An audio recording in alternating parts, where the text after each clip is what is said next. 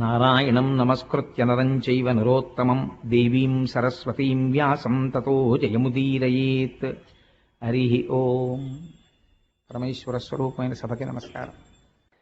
కొన్ని కోట్ల జన్మల అదృష్టం ఉంటే ఇటువంటి పట్టాభిషేక సమయంలో బయలుదేరేటప్పుడు కేవలం నడవడం కాకుండా, నా తాపత్రయం, మా అందరి తాపత్రయం ఏమిటంటే, ఆడవాళ్ళందరూ కూడా ఎన్ని జన్మలెత్తినా వాళ్ళ సుఖ సంతోషాలన్నీ ఆ పసుపు కుంకాల్లోనే ఉంటాయి.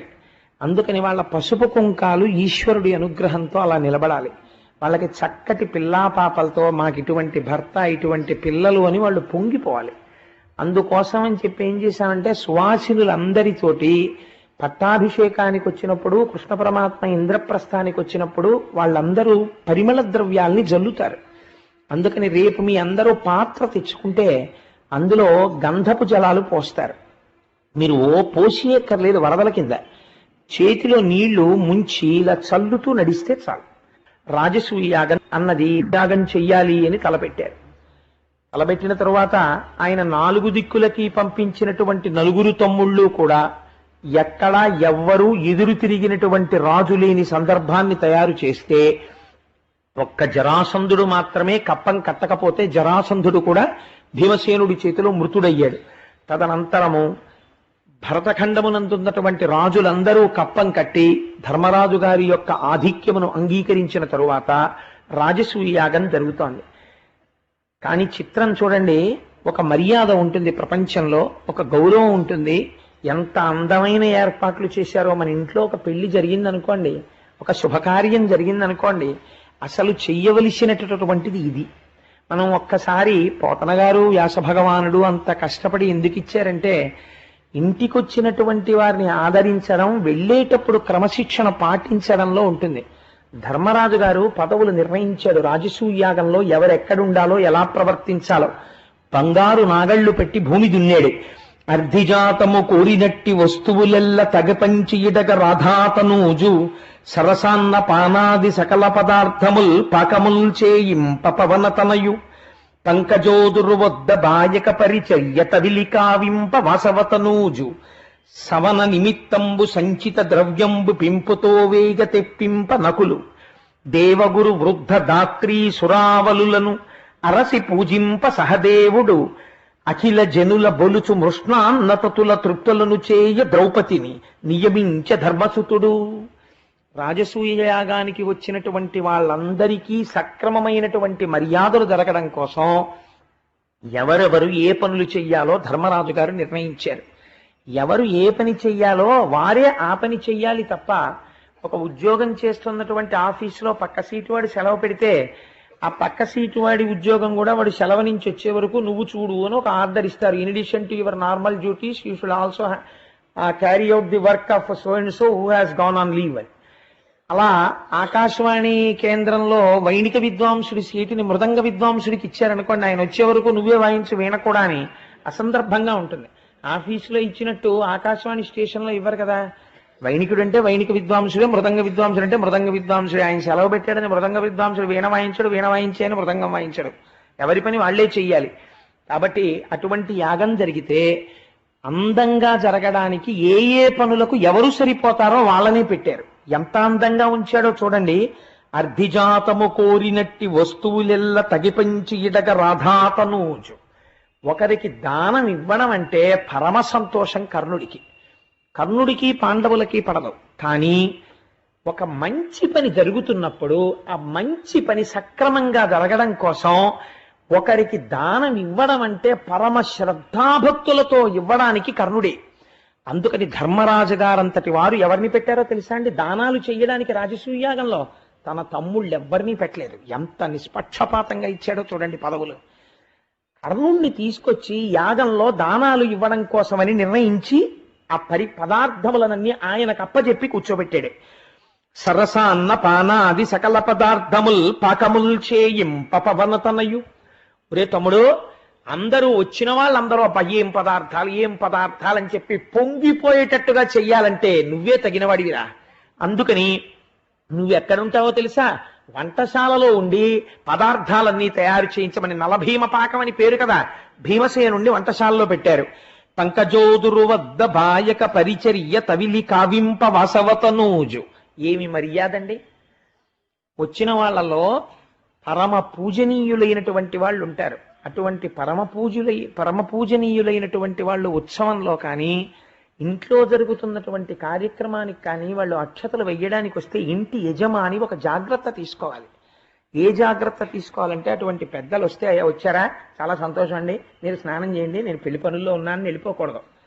తను పెళ్లి పనుల్లో ఉంటాడు కాబట్టి పెద్దలు అని నువ్వు నమ్మితే ఇంటికి వచ్చినటువంటి వారు తిరిగి వెళ్ళిపోయేటంత వరకు వారి పక్కన ఉండి వారికి సపర్య చేసి వారికి ఏం కావాలో చూడడానికి ఇలా పెనప్ప చెప్తే అలా పారిపోయేవాడు కాని వాణ్ణి పెట్టాలి. పెట్టి, అయ్యా ఆయన మళ్ళీ అక్షతలు వేసి వెళ్ళిపోయే వరకు మీరు జాగ్రత్తగా దగ్గరుండి చూడండి. అది గౌరవం. ఆయన దగ్గర ఉంటాడు, ఉండి చిట్ట చివర మళ్ళీ వారు వెళ్ళిపోయేటప్పుడు చక్కగా పంపించేస్తారు. అంచేత అలా ప్రవర్తించగలిగినటువంటి వారిని ఉంచాలి. ఎవరి దగ్గర ఉంచారోట తెలుసా అండి? కృష్ణ పరమాత్మ దగ్గర అర్జునుండి పెట్టారట ఈ పనికి. అంటే ఎంత గౌరవించారో చూడండి. గౌరవం అన్నది పొగడ్తల వల్ల మాటల వల్ల కాదండి వచ్చేది, ఆదరణ. మీ మనస్సుతో మీరు ఎలా ప్రవర్తిస్తున్నారన్న దాని చేత గౌరవం ఆవిష్కరింపబడుతుంది. కాబట్టి తమ్ముడైనటువంటి అర్జునుణ్ణి కృష్ణుడికి సపర్య చేయడానికి వినియోగించాడు. సవన నిమిత్తంబు సంచిత ద్రవ్యంబు పెంపుతో వేగ తెప్పింపనకులు. రాజపురోహితుడు ధౌమ్యుడున్నాడు, ఆయన చిట్టి రాసి ఇచ్చేశాడు. ఈ యాగానికి, రాజసూయ యాగంలో ఇన్నిన్ని కావాలి, ఇన్ని పంచలు, ఇన్ని పీటలు, ఇన్ని విస్తరాకులు, ఇన్ని వక్కలు, పసుపు, కుంకం, ఏవో బోల్డ్ రాస్తాడు. ఇవన్నీ తీసుకొచ్చి ఎక్కడో పెట్టి కరెక్ట్ గా మోదుగు పుల్లలు అనేటప్పటికీ, ఎక్కడ పెట్టావు, నీ మొహం ఎట్సా అని తిట్టుకుంటుంటారు. నేను చాలా చోట్ల చూస్తుంటాను. తేరా అంటే పాపం అన్నీ చేస్తారు కానీ పీటల మీద కూర్చునేవాడు కొన్ని పనులు అవతల వాళ్ళకి అప్పచెప్పాలి అన్నది మరిచిపోయి అన్ని వంటింట్లోనో బీరువాలోనో ఎక్కడో పెట్టేస్తాడు. పెట్టేసి వచ్చి పీటల మీద కూర్చుంటాడు. ఆచమ్య అనగానే ఓం కేశవాయ స్వాహ ఆచమనం చేస్తాడు. ఏమంటే ఒట్టివేరు లేవి అన్నారు అనుకోండి, బీరువా తాళాలు ఎవరికి పడితే వాడికి ఇవ్వడం అనుమానం. అందుకని సభలో ఒకసారి ఇలా చూస్తుంది. అంటే మొత్తం సభకి అమర్యాదది. ఇందులో నాకు నమ్మకస్తుడు ఎవడు అంటే మిగిలిన వాళ్ళందరూ అపనమ్మకం వాళ్లే లెక్క. ఎవరో వాడిని పిలుస్తాడు, పిలిచి తాళాలు ఇచ్చి వట్టివేర్లు తీసుకుని వెంటనే పట్టుకొచ్చి తాళాలు ఇచ్చే అంటాడు. మళ్ళీ వాడు ఆ వట్టివేర్లు అట్టుకొస్తాడు. ఎందుకంటే అల్లరి అలా ఉండకూడదు. ఒక కార్యక్రమం చేసినప్పుడు చాలా అందంగా ఉండాలి, దానికి తగిన బాధ్యత ఉన్నవాడిని ఉంచాలి. నకులుణ్ణి తీసుకొచ్చి ఎటువంటి పనికి అప్పజెప్పారో చూడండి. ఆ యాగమునందు వైదికమైనటువంటి క్రతువులో వాడబడేటటువంటి సమస్త పదార్థములను వాళ్ళు ఎక్కడ ఏది అడిగితే అది సిద్ధంగా అందించడానికి, అవన్నీ తీసుకొచ్చి సిద్ధం చేయడానికి నకులుడికి అప్పజెప్పాడు. దేవగురు వృద్ధ ధాత్రీ సురావరులను అరసి పూజింప సహదేవుడు. వచ్చిన వాళ్ళల్లో దేవగురువులు ఉంటారు. ఒక నారద మహర్షి వస్తారు, ఒక అత్రి మహర్షి వస్తారు, ఒక వశిష్ఠుడు వస్తాడు. వాళ్ళు వస్తారని మేము అనుకోలేదండి అనకూడదు. ఒక మహాపురుషుణ్ణి గభాలను అనుకోకుండా రావచ్చు. వచ్చినప్పుడు వారిని పూజించడానికి సిద్ధం చెయ్యాలి. అందుకని సహదేవుణ్ణి ఉంచేట. ఎవరైనా దేవగురువులు వస్తారు, వృద్ధులు వస్తారు, లేకపోతే మనం అనుకోకుండా కొంతమంది రాజులు వస్తారు. ఇట్లాంటి వాళ్ళందరినీ పూజించి గౌరవించాలి. వీళ్ళందరినీ గెలిచిన వాడు ధర్మరాజు. కానీ అతిథిగా ఇంటికి వస్తే చూడండి ఎంత పూజిస్తున్నాడు. వీళ్ళందరినీ పూజించడానికి తన తమ్ముడైనటువంటి సహదేవుణ్ణి వినియోగించాడు. బులుచు మృష్ణాన్నతతుల తృప్తులను చేయ ద్రౌపదిని నియమించ ధర్మసుతుడు. వచ్చిన వాళ్ళు భోజనం చేస్తుంటారు. భోజనం చేస్తున్నప్పుడు లేదా పలహారం చేస్తున్నప్పుడు వడ్డనలు జరిగిపోతుంటాయి. యజమానురాలు చేయవలసినటువంటి పని ఏమిటో తెలుసా అండి? ఏమంటే బాగున్నాయా, బూర్లు బాగున్నాయా, ఇంకొక 2 వేసుకుంటారా అని నవ్వుతూ పలకరించి పంక్తి యందు కూర్చున్న అందరినీ అడగాలి. అమ్మ బాగున్నాయా, తృప్తిగా ఉందా, మీ ఇంట్లో పెళ్లికి కూడా పెడదామా ఈ వంట వాళ్ళని, అది బాగుందా, కూర బాగుందా, ఏంటి వదిన నీకు ఆవ పెట్టిన అరటికాయ కూర అంటే ఇష్టం, ఇంకొంచెం వేయించుకో అని వాళ్ళని పిలిచి వెయ్యి అనాలి. వచ్చిన వాళ్ళందరూ మీరు పెట్టిన పదార్థానికి తృప్తి పడరండి. వాళ్ళకి లేక వాళ్ళు మీ ఇంటికి భోజనానికి రాలా. వాళ్ళకి భోజనం ఉంది, వాళ్ళు వండుకు తినగలరు. మీ ఇంటికి ఎందుకు వచ్చారు? మీ మీద ప్రేమతో వచ్చారు. మీరు పెట్టే ముద్ద ప్రేమతో కలసినదై ఉండాలి. ఇంటి యజమానురాలు మృష్ణాన్న భోజనం పెట్టాలి. ఆ భోజన పదార్థాలు వస్తుంటే ఘుమఘుమలాడుతూ ఉండాలి. అలా పదార్థాలు చక్కగా తెప్పించి వాళ్ళందరికీ వడ్డన చేయించడానికి ద్రౌపదీదేవిని నియుక్తురాల్ని చేశాట. ఏవి ధర్మరాజు గారి మర్యాద అండి! అలా రాజసూయ యాగం జరుగుతుంటే సహభాష్ ఏమి పాండవులరా అన్నవాడు తప్ప, ఏమిటండి ఇది ఇంకొంచెం ఇంప్రూవ్ చేసుకోవాలి వీళ్ళు అన్నవాడు లేడు. అంత అందంగా రాజసూయాగ క్రతువు జరిగింది. అంతా పూర్తయిపోయింది. పూర్తయిపోయిన తర్వాత అంత గొప్ప యాగం జరిగినప్పుడు ఏం చేస్తారంటే అగ్రపూజ అని చేస్తారు. అగ్రపూజ అంటే వయస్సు చేత పెద్దరికాన్ని నిర్ణయించరు, అక్కడ జ్ఞానము చేత వృద్ధుడైనటువంటి వాడిని చూస్తాడు. పరమజ్ఞాని, లోకమునకు ఉపకారము చేసేటటువంటి వాడు, గురుస్వరూపమును కలిగినటువంటి వాడు, అటువంటి వారికి అగ్రపూజ అని వారిని కూర్చోపెట్టి అగ్రపూజ చేసి వారికి మర్యాద చేసి ఆయన కాళ్ళు కడిగి ఆ జలాలు తల మీద చల్లుకుని బట్టలు పెట్టి హారములు పెట్టి ఆయనకి పూలదండలు వేసి ఆయన్ని గౌరవిస్తారు.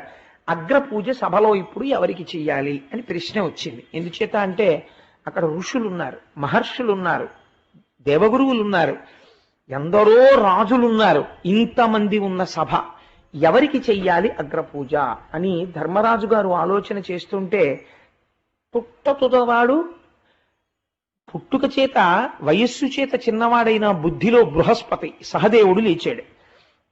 లేచి ఆయన అన్నాడు, ఏమిటన్నాయా అగ్రపూజ చెయ్యడానికి ఎవరు అని ఆలోచన చేస్తున్నావా?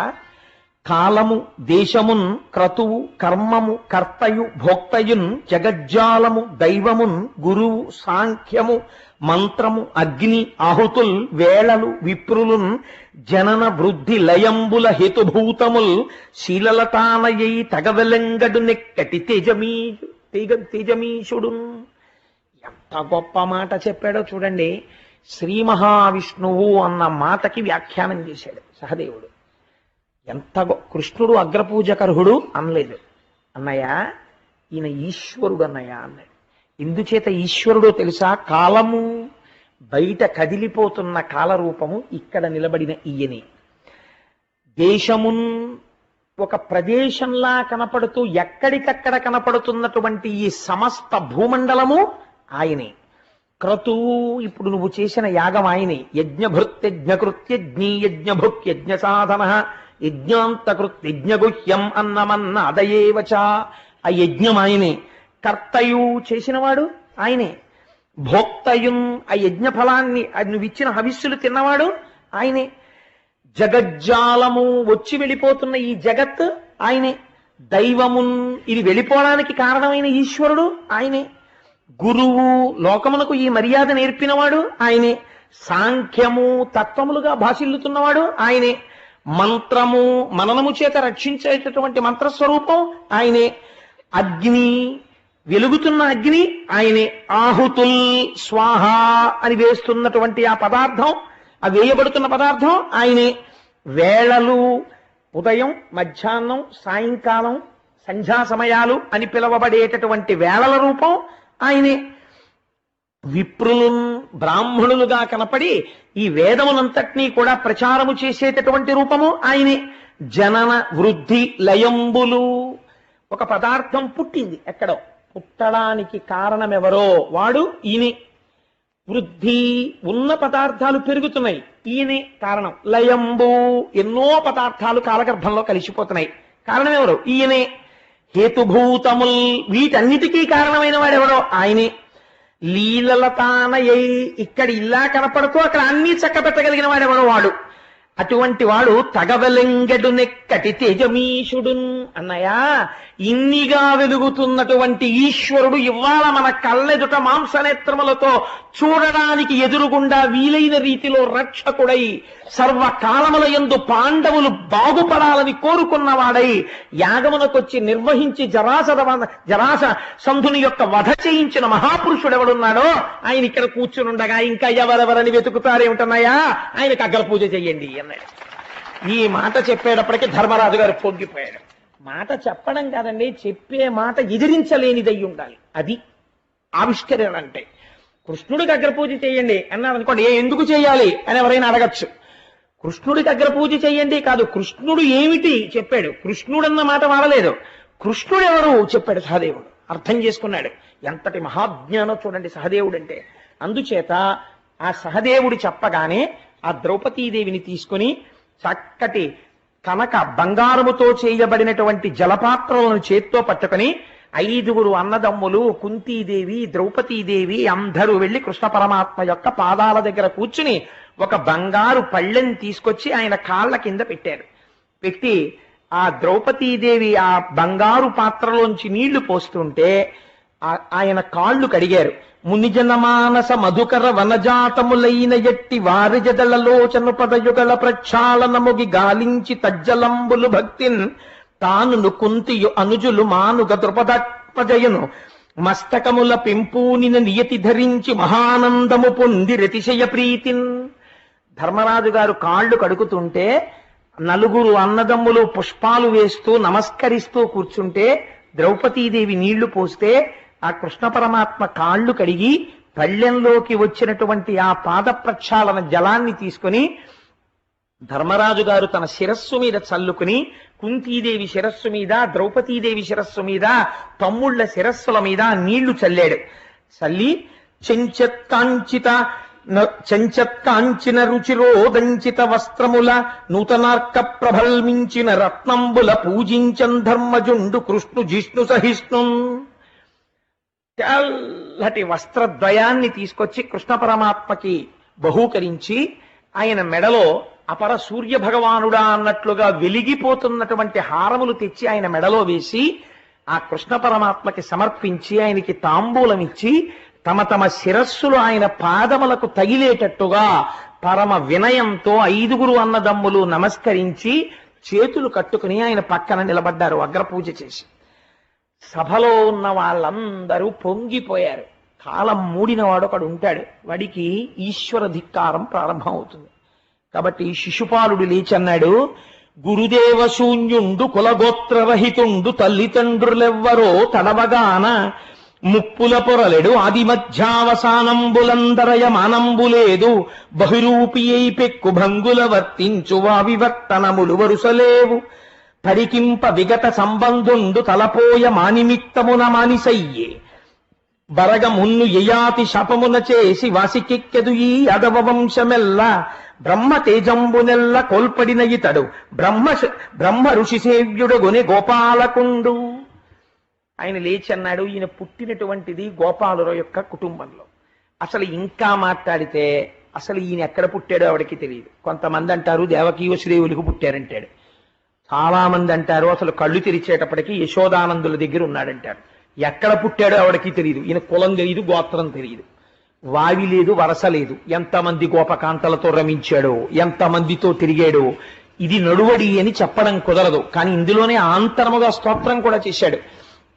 ఇది నడువడి అని చెప్పడం కుదరదు, అలా ప్రవర్తిస్తూ ఉంటారు. అటువంటి వాడు, వావి వరసలు లేనివాడు, మానమర్యాదలు ఎరుగనివాడు, ఇటువంటి వాడికి అగ్రపూజ. సభలో వీడికన్నా తగినవారు లేరా? కృష్ణుడికి అగ్రపూజ ఏమిటి? ఇటువంటి కృష్ణుడు అగ్రపూజ అందుకున్నందుకు గాను ఇప్పుడే కృష్ణుడిని శిక్షిస్తాను అని తన గదాదండం తీసుకుని కృష్ణుడి మీదకి వెడుతున్నాడు. వెడుతుంటే కృష్ణ పరమాత్మ చూసి ఒక చిరునవ్వు నవ్వి వెంటనే సుదర్శన చక్రాన్ని స్మరించి ఆ చక్రాన్ని శిశుపాలుడి మీదకి ప్రయోగించారు. 100 తప్పులు పూర్తయిపోయాయి. మేనత్తకి మాటిచ్చారు 100 తప్పుల వరకు కాపాడతాను అని. ఆ అధిక్షేపణతో 100 తప్పులు పూర్తయ్యాయి. సుదర్శన చక్రాన్ని ప్రయోగించగానే అది శిశుపాలుడి యొక్క కుత్తుక కత్తిరించి కింద పడిపోయింది. ఆ తల కింద పడిపోగానే సభలో హాహాకారాలు మిన్నుముట్టాయి. అందరూ కూడా శ్రీకృష్ణ పరమాత్మ జోలికెళ్ళి దుర్మార్గుడు మరణించాడు అన్నారు. తదనంతరము అవబృధ స్నానము అని చేస్తారు. యాగం అంతా పూర్తయిపోయిన తర్వాత యాగకర్తలందరూ వెళ్ళి స్నానం చేస్తారు. అలా చక్కగా నదీ జలాలలో అవబృధ స్నానం చేసి తిరిగి వచ్చి పరమ సంతోషంగా ధర్మరాజు గారు రాజ్యం ఏలుతున్నాడు. కృష్ణ పరమాత్మ తిరిగి ద్వారకా నగరాన్ని చేరుకుంటున్నారు. ఈలోగా సాళ్వుడనబడేటటువంటి ఒక రాజు, నేను కొద్దిగా సంక్షిప్తం చేస్తున్నాను ఇవాళ. సాళ్వుడనబడేటటువంటి రాజు కృష్ణ పరమాత్మ మీద పెంచుకున్న ఆగ్రహం చేత పరమశివుడి గురించి ఘోరమైన తపస్సు చేశాడు. ఎంత ఘోరమైన తపస్సు అంటే రోజుకి గుప్పెడు మట్టి మాత్రమే తినేవాడు. తిని తపస్సు చేసి పరమశివుడు ప్రత్యక్షమైతే కడుపులో కార్పణ్యం పెంచుకున్నవాడు ఎంత తపస్సు చేస్తే ఉపయోగం ఏమిటండి? తన ఇచ్చ వచ్చినట్టుగా తిరిగేటటువంటి విమానం కావాలని అడిగాడు. అడిగితే పరమశివుడు అలాగే తీసుకుపోని మయుణ్ణి పిలిచి ఒక విమానాన్ని నిర్మించి ఇచ్చాడు. దానికి సౌభకము అని పేరు. ఆ విమానం ఎక్కి ద్వారకానగరం మీదకి వచ్చి ద్వారకానగరంలో ఉండేటటువంటి అంతఃపురము యొక్క కుడ్యములను గోపురములను తన గదాదండంతో తొలగతోస్తూ నానా అల్లరి ప్రారంభం చేశాడు. వెంటనే అక్కడ ఉండేటటువంటి ప్రద్యుమ్నుడు, సాంబుడు మొదలైనటువంటి వారు యుద్ధాన్ని ప్రారంభం చేశారు. గొప్ప యుద్ధం జరుగుతోంది. ఈలోగా కృష్ణ పరమాత్మ చేరుకున్నారు. దుర్నిమిత్తములు కనబడ్డాయి. రావణాసురుడు మాయాసీతని సృష్టించినట్టు ఈ సాళ్వుడు కూడా మాయావసుదేవుణ్ణి సృష్టించి కృష్ణ పరమాత్మ యొక్క కళ్ళ ఎదుటే ఆ వసుదేవుణ్ణి సంహరించాడు. ఆయన మాయావసుదేవుడు తన మాయతో సృష్టించాడు. కృష్ణ పరమాత్మ అంతటి వారు తండ్రి మరణిస్తే ఎలా ఖిన్నుడవుతారో అలాగే ఖిన్నుడయ్యారు. మిగిలిన వాళ్ళు చెప్పారు ఇది జరిగేది కాదు, వసుదేవుడు లోపలే ఉన్నాడని. అప్పుడు ఆయన సుదర్శన చక్రాన్ని ప్రయోగిస్తే ఆ సాళ్వుడు కూడా మరణించాడు. ఆ విమానము తుత్తునీయలైపోయింది. తదనంతరము దంతవక్తుడు వచ్చాడు. ఆ దంతవక్తుడిని కూడా సంహరించారు. శిశుపాల దంతవక్తుడు ఇద్దరూ మరణించిన తరువాత వారిలో ఉన్న తేజస్సు పైకి లేచి కృష్ణ పరమాత్మలో కలిసిపోయింది. ఎక్కడ విన్నారు మీరు ఇది? తృతీయ చతుర్థ స్కంధములలో ఆ మహానుభావుడైనటువంటి ఆ శ్రీ మహావిష్ణువు యొక్క ద్వారపాలకులైన జయ విజయులకి ఇయ్యబడినటువంటి శాపవశం చేత వాళ్ళు 3 జన్మలలో రాక్షసులుగా జన్మించాలి. కాబట్టి ఈ జన్మలో శిశుపాల దంతవక్తులుగా జన్మించి వారిరువుడు కూడా శ్రీకృష్ణ పరమాత్మలో లీనమైపోయారు. అయిపోయిన తరువాత మనకి పరమోత్కృష్టమైనటువంటి ఆఖ్యానము, ఎందుకంటే నేను భాగవతాన్ని పూర్ణము అయిపోయిందన్న మాట వాడకూడదు కాబట్టి భాగవతము పూర్ణమైనది అని ఒక మాట చెప్పి ఇవాళతో ప్రవచనం పూర్తయిపోయింది స్వస్తి అని నేను అనవలసిన రోజు దగ్గరికి వచ్చేస్తోంది 2-3 రోజుల్లో. అందుకని నేను తొందరగా కొంత పూర్తి చేయవలసిన అవసరం ఉంది. కాబట్టి ఇవాళ సర్వోత్కృష్టమైనటువంటి కుచేలోపాఖ్యానాన్ని ఆవిష్కరించే ప్రయత్నం చేస్తాను. పరమాత్మ శ్రీకృష్ణుడు ఒకనాడు రుక్మిణీదేవి యొక్క మందిరంలో కూర్చున్నాడు. ఎంతో సంతోషంగా రోజులు గడిచిపోతున్నాయి. 16,000 మంది భార్యలు, అష్టమహిషులు, అందరితో ఏకకాలమునందు ఇన్ని రూపములతో అందరినీ సంతోషపెడుతూ కాలం గడుస్తోంది. కానీ కృష్ణ భగవానుడితో కలిసి చదువుకున్నటువంటి ఒక వ్యక్తి ఉన్నాడు. ఆయన పేరు కుచేలుడు. కానీ మనకి సంప్రదాయంలో ఒక తప్పు కథ ప్రచారంలో ఉంది కుచేలుడు గురించి. అది ఎలా వచ్చిందో నాకు తెలియదు. కృష్ణుడికి తెలియకుండా కుచేలుడేదో అటుకులు తినేశాడు ఒకరోజు అరణ్యంలో, అందుకే అంత దరిద్రం అనుభవించాడు. ఆ తర్వాత ఏదో కృష్ణ పరమాత్మ ఆయనకి ఐశ్వర్యం ఇచ్చారు అని అంటారు. కానీ భాగవతంలో కుచేలుడు గురించి అలా చెప్పలేదు. కుచేలుడు గురించి ఎంత గొప్పగా మాట్లాడారంటే వ్యాసుల వారు, ఎంత గొప్పగా మాట్లాడారో పోతన గారు మీరు అవతరించండి. ఆయన అంటారు, అనుడు వేదవ్యాసు తనయుడా అభిమన్యు తనయు చూచి ఇట్లనియ ప్రీతి నరవరా గోవింద సఖుండు కుచేలుండు నానొప్ప విప్రుండు మనధనుడు విజ్ఞాని రాగాది విరహిత స్వాంతుండు శాంతుండు ధర్మవత్సలుడు ఘనుడు బ్రహ్మవేత్త దారిద్ర్యంబు బాధింప వరుల కార్పణ్య బుద్ధి నడుగబోవక తనకు తానబ్బినట్టి కాసు 10,000 నిష్కముల్ కాతలంచి ఆత్మ మోదించి పుత్ర ధారాభిరక్ష ఒక విధంబుగ చేయుచునుండునంతా. అంత గొప్ప విశేషణాలు వేశారు కుచేలుడికి. కుచేలుడు ఎటువంటి వాడు అంటే అనుడు వేదవ్యాసతనయుడు. వేదవ్యాసతనయుడు అంటే వ్యాసుడు కుమారుడైన శుకుడు చెప్తున్నాడు. ఎవరితోటి? అభిమన్యుతనయు చూచి ఇట్లనియ ప్రీతి. అభిమన్యుడి యొక్క కుమారుడైన పరీక్షిత్తుని చూసి చెప్తున్నాడు. ఏమని? నరవరా, ఓ రాజా నీకు చెప్తాను విను. ఆ కుచేలుడు ఎటువంటి వాడో నీకు తెలుసా? గోవింద సఖుండు కుచేలుండు నానొప్ప విప్రుండు మానధనుడు. అపారమైనటువంటి మానాభిమానములు కలిగినటువంటి వాడు. యాచన చెయ్యడానికి సిగ్గు విడిచిపెట్టాలి. సిగ్గు విడిచిపెట్టిన వాడు కాడు, మానాభిమానములున్నవాడు. నానొప్ప విప్రుండు, గొప్ప బ్రాహ్మణ తేజస్సున్నవాడు. నానొప్ప విప్రుండు మానధనుడు విజ్ఞాని నీరాగ విరహిత స్వాంతుండు శాంతుండు ధర్మవత్సలుడు ఘనుడు. ఆయన అభిమానము, రాగములు, నా కొడుకు, నా కూతురు, నా భార్య ఇలాంటి అనుబంధాలకి అతీతంగా నిరంతరము బ్రహ్మమునందు రమించేటటువంటి మనస్సున్నవాడు. ఈశ్వరుణ్ణి లోకమునందు దర్శనము చేయగలిగినటువంటి సమర్థుడు. అందుచేత విజ్ఞాని రాగాది విరహత స్వాంతుండు శాంతుండు ధర్మవత్సలుడు ఘనుడు. ధర్మం అంటే మహా ఇష్టం మహానుభావుడికి. ధర్మవత్సలుడు ఘనుడు. విశేషించి ఆయన బ్రహ్మవేత్త, విజితేంద్రియుండు, ఇంద్రియములను గెలిచినవాడు. ఇంద్రియములను గెలవడం అంటే మాటలు కాదండి. వ్యాసుల వారు కితాబులు ఇచ్చారు కుచేలుడికి. ఇంద్రియాల్ని గెలిచాడయా కుచేలుడు అని. విజితేంద్రియుండు, బ్రహ్మవేత్త, గొప్ప బ్రహ్మజ్ఞాని కుచేలుడు. బ్రహ్మవేత్త, దారిద్ర్యంబు బాధింప, కార్పణ్య బుద్ధి వరులత నడుగపోవక తనకు తానబ్బినట్టి కాసు 10,000 నిష్కముల్గా తలంచి ఆత్మమోదించి పుత్ర ధరాభిరక్ష ఒక విధంబుగ చేయుచునుడునంతా. తనకి లేదు అని ఉన్నవాడెవరైనా కనపడి తనకి నమస్కరిస్తే చెయ్యి చాపి ఇలా అడగడం తెలియనివాడు. తనకి ఏమీ లేకపోయినా ఆ దరిద్రంతో తృప్తిలో ఉన్నవాడు. చాలు నాకు ఈశ్వరుడి పాటి ఇచ్చాడంటాడు. ఏమి ఇచ్చాడు? ఏమీ లేదు. ఏమీ లేకపోయినా నాకు అన్నీ ఉన్నాయని తృప్తి పడిపోతాడు. నాకు ఈశ్వరుడు ఇది ఇవ్వలేదు అని అనడము తెలియనివాడు. అంతటి మహాభక్తుడు. కాబట్టి ఆత్మమోదించి పుత్ర ధరాభిరక్ష ఒక విధంబుగ చేయుచునుండునంతా. కాసు 10,000 నిష్కముల్గా తలంచి, తనంత తాను ఒక కాసు దొరికిందనుకోండి, 10,000 రూపాయలు ఈశ్వరుడిచ్చినట్టుగా తృప్తి పడిపోయి దానితోనే ఉన్న దానితో భార్యా బిడ్డల్ని పోషించుకుంటూ పరమ తృప్తితో జీవితాన్ని గడుపుకున్నటువంటి బ్రహ్మజ్ఞాని, మహాభక్తుడు, గోవింద సఖుడు, మహానుభావుడు కుచేలుడు. అటువంటి కుచేలుడు ఒకానొకనాడు ఇంత దరిద్రం అనుభవిస్తున్నా ఎన్నడూ కృష్ణ భగవానుడి దగ్గరికి కూడా వెళ్ళి చెయ్యి చాపి కృష్ణ నాకు సహాయం చేస్తావా అని అడగడము తెలియనటువంటి వాడైన. అటువంటి వాణ్ణి ఒక రోజున భార్య పిలిచి అంది. ఆవిడ అనురక్త. ఎలా కుచేలుడు ప్రవర్తిస్తాడో అలా ప్రవర్తించగలిగినటువంటి సహధర్మచారిణి, గొప్ప భాగవత ధర్మం తెలుసున్నటువంటి తల్లి. ఆవిడంది, మహానుభావ చూశారా, ఆకలి వేస్తే మీరు ఓర్చుకుంటారు, నేను ఓర్చుకుంటాను. పిల్లలు ఆకులతో చేసిన దొప్పలు చేత పట్టుకొని, అంటే తినడానికి కంచాలు లేవు వాళ్ళకి, వాళ్ళు మహాభక్తులు ఈశ్వరుడికి. ఆకులతో చేసిన దొప్పలు చేత పట్టి 10 మాటలు అమ్మా ఆకలేస్తోందమ్మా అంటే, అన్నం పెట్టలేకపోయానే అని అమ్మ బాధపడుతుందోమోనని ఆకలితో నా వంక చూస్తూ నాలుకతో పెదవులు తడుపుకుంటున్నారయ్యా మన బిడ్డలు. ఇలాంటి కుటుంబం అండి కుచేలుడి కుటుంబం అంటే. అటువంటి కుచేలుడి మీద నిందలు వెయ్యకూడదు, అదొక గొప్ప అపరాధం అవుతుంది కూడా. అందుకని పెదవులు తడుపుకుంటున్న పిల్లలు, నీకు ఐశ్వర్యం మీద భ్రాంతి లేదు, కానీ బిడ్డల్ని పోషించాలి కదా. అందుకని ఏమండి నేను ఒక్క సలహా పాటిస్తాను చెప్తారా?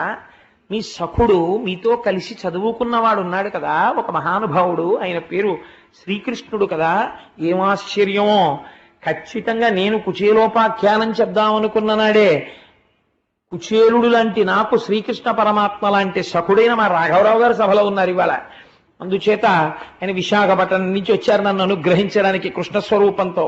అందుకని ఆయన ఒక్కసారి ఆ కృష్ణ పరమాత్మ దగ్గరికి వెళ్ళి, సఖా అని నువ్వు వెళ్ళి ఒక్క మాట చెప్పినా భార్యా బిడ్డలతో సంసారం నడుపుకోవడమే కష్టంగా ఉందని ఒక్క మాట అంటే, మహానుభావుడు అందరినీ ఆదుకోగలిగినవాడు, ఆ వాసుదేవుడు మనల్ని రక్షించడా అని ఎంత గొప్ప మాట చెప్పిందో చూడండి. భాగవతంలో ఎర్రసిరాతో రాసి అట్ట మీద పెట్టుకుని, నేను చెప్పానే పూజా మందిరంలో తగిలించుకోవలసిన పద్యం ఏదైనా ఉంటే అలాంటి పద్యాలు భాగవతంలో ఎన్నో ఉన్నాయని నేను మీకు తరచు చెప్తూ వస్తున్నాను.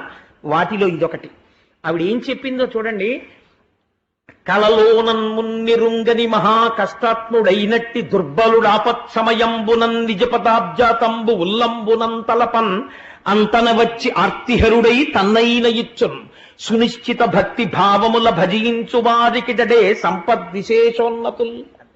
అది భార్య అంటే. ఎంత గొప్పగా మాట్లాడిందో చూడండి. కలలోనంతన్మున్నిరుంగని మహా కష్టాత్ముడైనట్టి దుర్బలుడు, వాడు ఎన్నడూ జీవితంలో భగవంతుడికి నమస్కారం చెయ్యడం అంటే ఏమిటో తెలియదు, భగవంతుడి నామం చెప్పి ఎరగడు, అసలు ఈశ్వరుడి యొక్క ఆస్తిక్యాన్ని అంగీకరించిన వాడు కాడు. నా అంతటి వాణ్ణి నేను అని తినడము తిరగడము తప్ప వేరొక మర్యాద తెలియనివాడు. అటువంటి వాడికి ఆపదొచ్చింది జీవితంలో.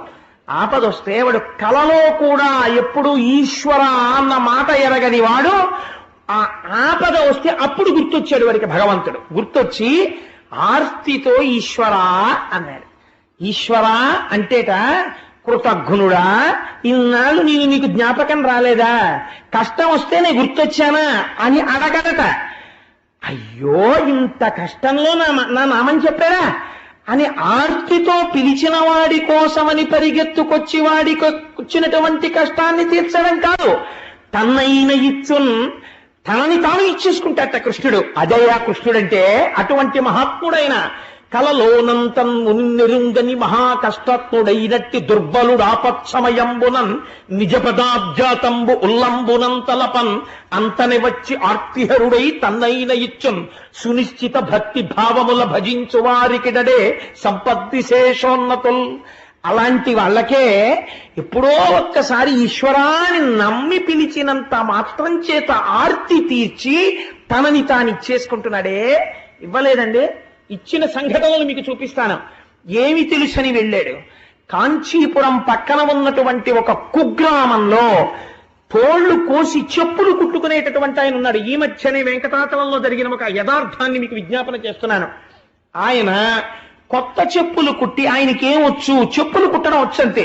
ఆయన చెప్పులు కుట్టి, అది కూడా చిత్రం ఏమిటో తెలుసా అండి, పట్టుకెళ్ళి వెంకటాచల క్షేత్రంలో సమర్పించి పొంగిపోయి, మనం అనుకుంటాం కాటేజీలు తీసుకుని కాటేజీల్లో పడుకుని ఆర్జిత సేవ టిక్కెట్లు పుచ్చుకొని వెంకటాచలం వెళ్లి తలనీలా ఇవ్వడానికి మొహమాట పడిపోయేటటువంటి చదువుకున్న ప్రబుద్ధులున్న ఈ రోజుల్లో వెంకటాచలం వెళితే ట్రంకు పెట్టి నెత్తి మీద పెట్టుకుని పిల్లలతో రోడ్ల మీద పడుకుని తలనీలాలు ఇచ్చి ప్రసాదం తెచ్చి పూజ చేసి పంచుకుంటారు వాళ్ళు భక్తులంటే.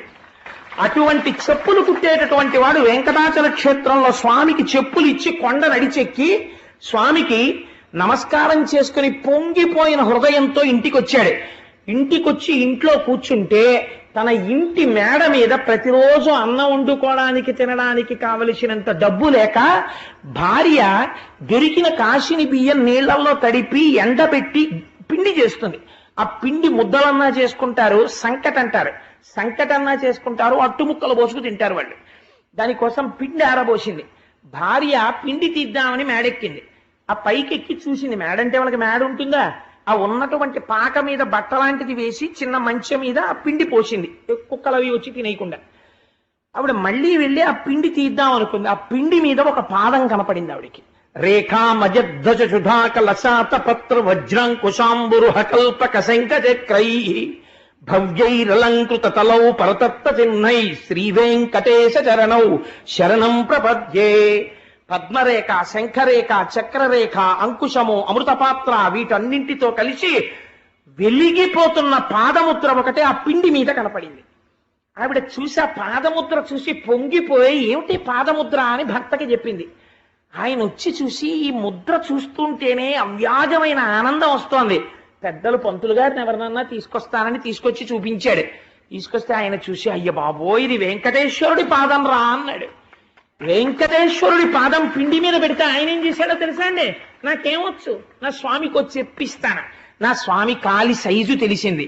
మొన్న ఇంత చెప్పులే పట్టుకెళ్ళా, ఈ సైజుకి సరిపడ చెప్పు చెక్కుతానని ఒక తోలు పట్టుకొచ్చి తాను చెప్పులమ్ముకు బ్రతకవలసిన వాడు ఉన్న తోలు దాని మీద పెట్టి కోసేశాడు. ఒక్క చెప్పుకే సరిపోయింది. ఒక్క చెప్పు అందంగా కుట్టి తల మీద పెట్టుకుని నడుస్తూ వెంకటాచలం వెళ్లి కొండెక్కే మార్గంలో ఇచ్చేస్తానన్నాడు. అదే సమయంలో శ్రీకాళహస్తి దగ్గర వేరొక చెప్పులు కుట్టేవారింట్లో కూడా ఇదే పాదం పడింది. అక్కడ ఎడం పాదం పడింది, ఇక్కడ కుడి పాదం పడింది. ఆయన చెప్పు కుట్టి తల మీద పెట్టుకుని ఇద్దరు ఒక్కొక్క చెప్పే పెట్టుకుని కటిక దరిద్రులు, చెప్పులు కుట్టమ్మేవాళ్ళు, ఒక చెప్పు కన్నా తోలు లేని వాళ్ళు చెప్పు పట్టుకుని ఇద్దరు చెప్పులు పట్టుకుని ఏకకాలమునందు కొండెక్కే మార్గం దగ్గర గుడికొచ్చారు. ఇద్దరు చెప్పులు తీసుకొచ్చి అక్కడ పెట్టారు. ఖచ్చితంగా సరిపోయే కుడి పాదానికి ఎడం పాదానికి. ఈశ్వరుడు ఇద్దరి చెప్పులు రాత్రి వేసుకుని మా అమ్మ అలమేలు మంగమ్మ దగ్గరికి వెళ్ళుండరు. కాబట్టి మీరు చెప్పండి, ఏం పోతన గారు చెప్పింది అబద్ధమా? మా పోతన గారికి అబద్ధం చెప్పుకోవలసిన కర్మ. కలలోనంతన్ మున్నిరుంగని మహా కష్టాత్ముడైనట్టి దుర్బలుడు ఆపత్సమయంబునన్ నిజ పదాబ్జాతంబు ఉల్లంబునంతలపన్ అంతన వచ్చి ఆర్తిహరుడై తన్నైన ఇచ్చున్ సునిశ్చల భక్తి భావముల భజించు వారికిడడే సంపద్విశేషోన్నతుల్. అటువంటిది పరమభక్తితో ఈశ్వరా నువ్వు ఉన్నావని కొలిచిన వాడికి ఏమివ్వడయా? ఏ సంపదలైనా ఇస్తాడు. ఎందుకొచ్చిన దరిద్రమయ్యా మనకి? పిల్లల కోసమని ఒక్కసారి వెళ్ళవయ్యా కృష్ణ పరమాత్మ దగ్గరికి. ఆయన అన్నాడు, నీవు చెప్పిన ఎట్లు రాజీవ నేత్రు పాద పద్మముల చేరుట పరమ శోభనంబు కాని చక్రహస్తునకిప్పుడు కొంపోవ కానుకేదైనా కలదె మనకు అన్నాడు. పెద్దవాళ్ళ దగ్గరికి వెళ్ళేటప్పుడు, స్నేహితుడి దగ్గరికి వెళ్ళేటప్పుడు, వృద్ధుల దగ్గరికి వెళ్ళేటప్పుడు, రోగుల దగ్గరికి వెళ్ళేటప్పుడు, గురువుల దగ్గరికి వెళ్ళేటప్పుడు రిక్తహస్తాలతో వెళ్ళం కదా, ఏదైనా కానుక పట్టుకెళ్ళాలి కదా స్నేహితుడికి. అందుకని ఆయనకి పట్టుకెళ్ళడానికి మన ఇంట్లో ఏమి కానుకుందే, నువ్వు చెప్పావు వెళ్ళమని చాలా సంతోషం, వెడతాను. కానీ వెళ్ళి పట్టుకెళ్ళి కృష్ణ ఇన్నాళ్ళకి కలిశాం స్నేహితుడి వీరిగో తీసుకో అని ఇవ్వడానికి నా దగ్గర ఏముంది అని అడిగాడు. అడిగితే ఆవిడంది, మనకున్నదే మనం ఇద్దామయ్యా, ఏమి తెచ్చావని చూసేవాడు కాడు పరమాత్మ, ఎంత ఆర్తితో తెచ్చావని చూస్తాడయ్యా. మన ఇంట్లో అటుకులు ఉన్నాయి ఒక గుప్పెడు, అవే మూట కడతానంది. ఆయన పేరేమిటో లోకం మర్చిపోయింది. ఎందుకో తెలుసా అండి, అసలు ఆయన జీవిత కాలంలో ఆయన్ని ఆ ఊళ్ళో చిరువులేని పంచ కట్టుకోగా చూసిన వాళ్ళు లేరు. అందుకని ఆయనకి కుచేలుడని పేరు. అంటే ఆయన్ని హాస్యోక్తులు ఆడేవారు, పరిహాసం ఆడేవారు. కుచేలుడు అంటే చేలం అంటే వస్త్రము, కు అంటే చిరిగిపోయిన బట్ట. చిరిగిపోయిన బట్ట తప్ప చిరగని బట్ట కట్టడం కుచేలుడికి తెలియదు అసలు. అంటే ఎప్పుడూ కట్టుకోలేదు. ఎప్పుడూ కట్టుకోకపోయినా యోగరతో వా భోగరతో వా సంగరతో వా సంగ విహీన యస్య బ్రహ్మణి నమతే చిత్తం నందతి నందతి నందత్యేవ, పరమానందంతో ఉండేవాడు స్వామిని లోపల దర్శించుకుంటూ. కాబట్టి ఆయన కుచేలుడు కుచేలుడని పిలుస్తూ ఉండేవారు. కాబట్టి ఇప్పుడు అటుకులు తీసుకొచ్చింది మూట కట్టాలి, ఎక్కడ కడుతుంది? ఖండోత్తరీయం, చిరిగిపోయినటువంటి ఉత్తరీయం కనపడింది. గట్టిగా ముడేస్తే పిట్లిపోతుంది ఆ ఉత్తరీయం. అందులోనే ఆ గుప్పెడు అటుకులు పోసి జాగ్రత్తగా ముడేసింది. ముడేసి ఈ అటుకులు మీ స్నేహితుడికి ఇవ్వండి అంది. తప్పకుండా ఇస్తాను, బయలుదేరుతానని. కాళ్ళకి చెప్పులు లేవండి కుచేలుడికి, అంత దరిద్రం అనుభవించినటువంటి వాడు. అంత దరిద్రంలోంచి పైకొచ్చాడు మహానుభావుడు. అందుకని ఆ కుచేలుడు చెప్పులు లేకుండా ఆ చిరిగిపోయిన బట్టలతో చెమట కంపుతో ఆ రథాల మించి వస్తున్నటువంటి ధూళి అంతా ఒంటి మీద పడిపోయి అంత దూరం నుంచి చూస్తే ఇక్కడికి దుర్వాసన వచ్చేటటువంటి స్థితిలో ఆయన నడిచి నడిచి నడిచి నడిచి చివరికి ద్వారకా నగరాన్ని చేరుకున్నాడు. ఏమి తిన్నాడో ఏమి తినలేదో ఈశ్వరుడికి ఎరుక. నడిచే ద్వారకకు వెళ్ళాడని భాగవతంలో రాశారు. నడిచి ద్వారకా పట్టణాన్ని చేరుకున్నాడు. చేరుకుని ద్వారకా పట్టణంలోకి వెళ్ళి ద్వారక వంక చూశాడు. చూసి అనుమానం వచ్చింది, ఏమి ద్వారకా పట్టణం రా, ఎక్కడ చూసినా బంగారముతో నిర్మించబడినటువంటి గోపురాలు, రత్నాలు తాపడం చెయ్యబడ్డాయి, పరిమళ ద్రవ్యాలు చల్లబడినటువంటి రాచవీధులు, కస్తూరి కర్పూరము మొదలైనటువంటివి కాల్చిన సువాసన వస్తున్నాయి. ఇటువంటి చోట నా సఖుడైనటువంటి గోవిందుడు ఎక్కడున్నాడో అని అడిగాడు. అడిగితే వాళ్ళు అన్నారు, ఈ రాస వీధంతా కృష్ణ పరమాత్మదే. ఇక్కడ కనపడుతున్నటువంటి 16,008 దివ్య సౌధములున్నాయే, ఈ 16,008 దివ్య సౌధములు ఆయన తన భార్యలతో ఉంటాడు. ఆయన ఇక్కడ రథం మీద తిరుగుతూ ఉంటారు. ఆ కృష్ణ పరమాత్మకి మీరు స్నేహితులా అని అడిగారు. నేను స్నేహితుణ్ణి అన్నాడు. కానీ కుచేల భక్తి అంటే ఏమిటో తెలుసా అండి? ఒక ఆలోచన రావాలి. చూడు, నా స్నేహితుడు, ఇద్దరం కలిసి చదువుకున్నాం గురువుగారి దగ్గర, ఇవాళ కృష్ణుడు ఇలా ఉన్నాడు, నేను ఇలా ఉన్నాను అనుకోవాలి. కుచేలుడుట రాచవీధిలో నిలబడి ఈ 16,008 రాచసౌధములు కృష్ణుడివే అని చెప్తే ఒక్కసారి వాటి వంక చూశాట. చూసి అక్కడ వెళ్ళిపోతున్న పరిచారికల్ని చూశాడు. వాళ్ళు వేసుకున్న ఆభరణాలు, కట్టుకున్న వస్త్రాలు కొన్ని లక్షల విలువైనవి. వాళ్ళు ఎవరని అడిగాడు. వాళ్ళు కృష్ణుని యొక్క భార్యల పరిచారికలు అన్నారు. వీళ్ళే ఇలా ఉంటే నా స్వామి ఎంత ఐశ్వర్యవంతుడు, నా స్నేహితుడు, నా సఖుడు, నాతో కలిసి చదువుకున్నవాడు ఇవాళ ఈ స్థితికి చేరాడు అని నిలబడిపోయి ఆనందమగ్నుడై కన్నుల వెంట ధారగా వర్షం పడినట్టు నీళ్లు కారిపోయేట. ఇవన్నీ చూస్తున్నవాడు ఉన్నాడు ఆంతరమునందు. పొంగిపోయి కృష్ణ భగవానుడు ఈ ఇంటిలో ఎక్కడుంటాడు అని అడిగారు. ఎక్కడుంటాడు? నిన్న మీరు నారదోపాఖ్యానంలో చూశారు కదా, అదిగో ఆ ఇంట్లోనే ఉన్నారు అన్నారు. ఆ ఇంటిలోకి వెళదామనుకున్నాడు. కానీ ఇంటి ముందు పెద్ద పెద్ద శూలాలు పట్టుకుని కాపు కాస్తున్నారు భటులు. ఇంటి లోపలికి వెడదామంటే చూసి తన యొక్క చిరిగిపోయిన బట్టలు ఈ స్థితి చూసి లోపలికి రానిస్తారో రానివ్వరో. రానివ్వకపోతే ఒకవేళ నా స్నేహితుడండి, నా సఖుడండి కృష్ణ పరమాత్మ అని చెప్పి వెడితే ఒకసారి పైనుంచి కిందకి చూసి ఎవరు నువ్వు అని అడిగాడు అనుకోండి. అడిగితే అంటే అబద్ధాలు చెప్పి లోపలికి వచ్చావా అని రెక్కపట్టి ఈడ్చేస్తే తను ఇప్పుడు అబద్ధం చెప్పినవాడు కాదు, అవమానం అయిపోతుంది. పోనీ ఏమీ చెప్పకుండా అక్కడ ఉన్న రాజభటులకు ఏదో కానుకిచ్చి లోపలికి ఎడదామా అంటే ఇవ్వడానికి కృష్ణుడికి తెచ్చిన అటుకులు తప్ప ఇంకొకటి లేవు. కాబట్టి ఇప్పుడు నాకు ఎవరాధారం? వాసుదేవుణ్ణి చేరడానికి వాసుదేవుడే ఆధారం. ఆ పరమాత్మ నన్ను చూసి అలా మిన్నకుండేటటువంటి వాడు, అలా అమర్యాదగా ప్రవర్తించేవాడా నా తండ్రి? అలా ఉండడు. నా సఖుడు మర్యాద తెలుసున్నవాడు, ఆయనే నన్ను గుర్తుపడతాడు. ఆయన నన్ను గుర్తుపట్టడమే నా ప్రవర్తనకి, నా మంచితనానికి నిదర్శనమవుతుంది. నేను ఎవ్వరినీ అడగను అని ఆ సౌధము దగ్గరికి వెళ్ళి ఒక్కసారి ఆ తెర తీసి ఆ భటుల దగ్గరికి నిలిపించున్నాడు. ఎవరు కావాలండి అని అడిగారు. అడిగితే నేను కృష్ణ పరమాత్మ స్నేహితుణ్ణి. వాళ్ళు ఒక్కసారి ఎగాదిగా చూశారు. ఈయన్ని చూస్తే పాపం ఆయన చాలా దయనీయమైన స్థితిలో కనపడ్డాడు. కానీ ద్వారకానగరంలో ఉన్న కృష్ణ పరమాత్మ ఎటువంటి వాడో అక్కడ ఉన్న వాళ్ళకి తెలుసు. కాబట్టి వెంటనే ఆయన బ్రాహ్మణుడు కుచేలుడు వచ్చాడు. ఆయన ఎలా ఉంటే మనకెందుకు, కృష్ణుడి సఖుండని చెప్తున్నాడు, మనం వారి దగ్గరికి తీసుకెళ్ళాలి అని అక్కడ ఉన్నటువంటి ద్వారపాలకులు వెళ్ళి కృష్ణ పరమాత్మతో చెప్పారు. అయ్యా మీ కొరకని ఎవరో చాలా పేద బ్రాహ్మణుడు మీ స్నేహితుట్ట వచ్చారు, అక్కడ నిలబడ్డారు ద్వారం దగ్గర అన్నారు.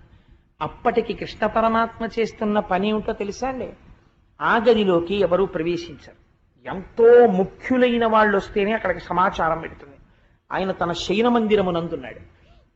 అది కూడా రుక్మిణీదేవి యొక్క మందిరంలో ఉన్నాడు. అప్పుడు పట్టుపాన్పున తల కింద చేయి పెట్టుకుని ఎంతో సంతోషంగా రుక్మిణీదేవితో ఏదో పరిహాసాలు ఆడుతున్నాడు. అమ్మవారు ఎంతో సంతోషంగా ఆయన కాళ్ళు ఒత్తుతోంది. లక్ష్మీ మహీతద నిరూప నిజానుభావ నీలాది దివ్య మహిషీకర పల్లవానాం ఆరుణ్య సంక్రమణత కిల సాంద్ర రాగౌ శ్రీ వెంకటేశ చరణౌ శరణం ప్రపద్యే అన్నట్టుగా అమ్మవారి ఎర్రటి చేతులతో ఒత్తుతుంటే నల్లటి మబ్బులాంటి కృష్ణ పరమాత్మ యొక్క కాళ్ల మీద ఎర్రటి కాంతులు పడుతుంటే ముత్యాల్లాంటి పళ్ళు కనపడేటట్టుగా కాంతులీనుతున్న నవ్వులతో రుక్మిణీదేవితో హాస్యోక్తులు ఆడుతున్నాడు. వచ్చినటువంటి భటుడు అయ్యా ఒక్కసారి మీతో మాట్లాడాలన్నాడు. తెర తీసి ఏమిటి అని ఇలా తెర తీసి చూశాడు. చూసేటప్పటికి భటుడితో మాట్లాడదామని తెర తీశాడు. దూరంగా అక్కడ నిలబడి రాజద్వారం దగ్గర కుచేలుడు అలా నిలబడి ఉన్నాడు.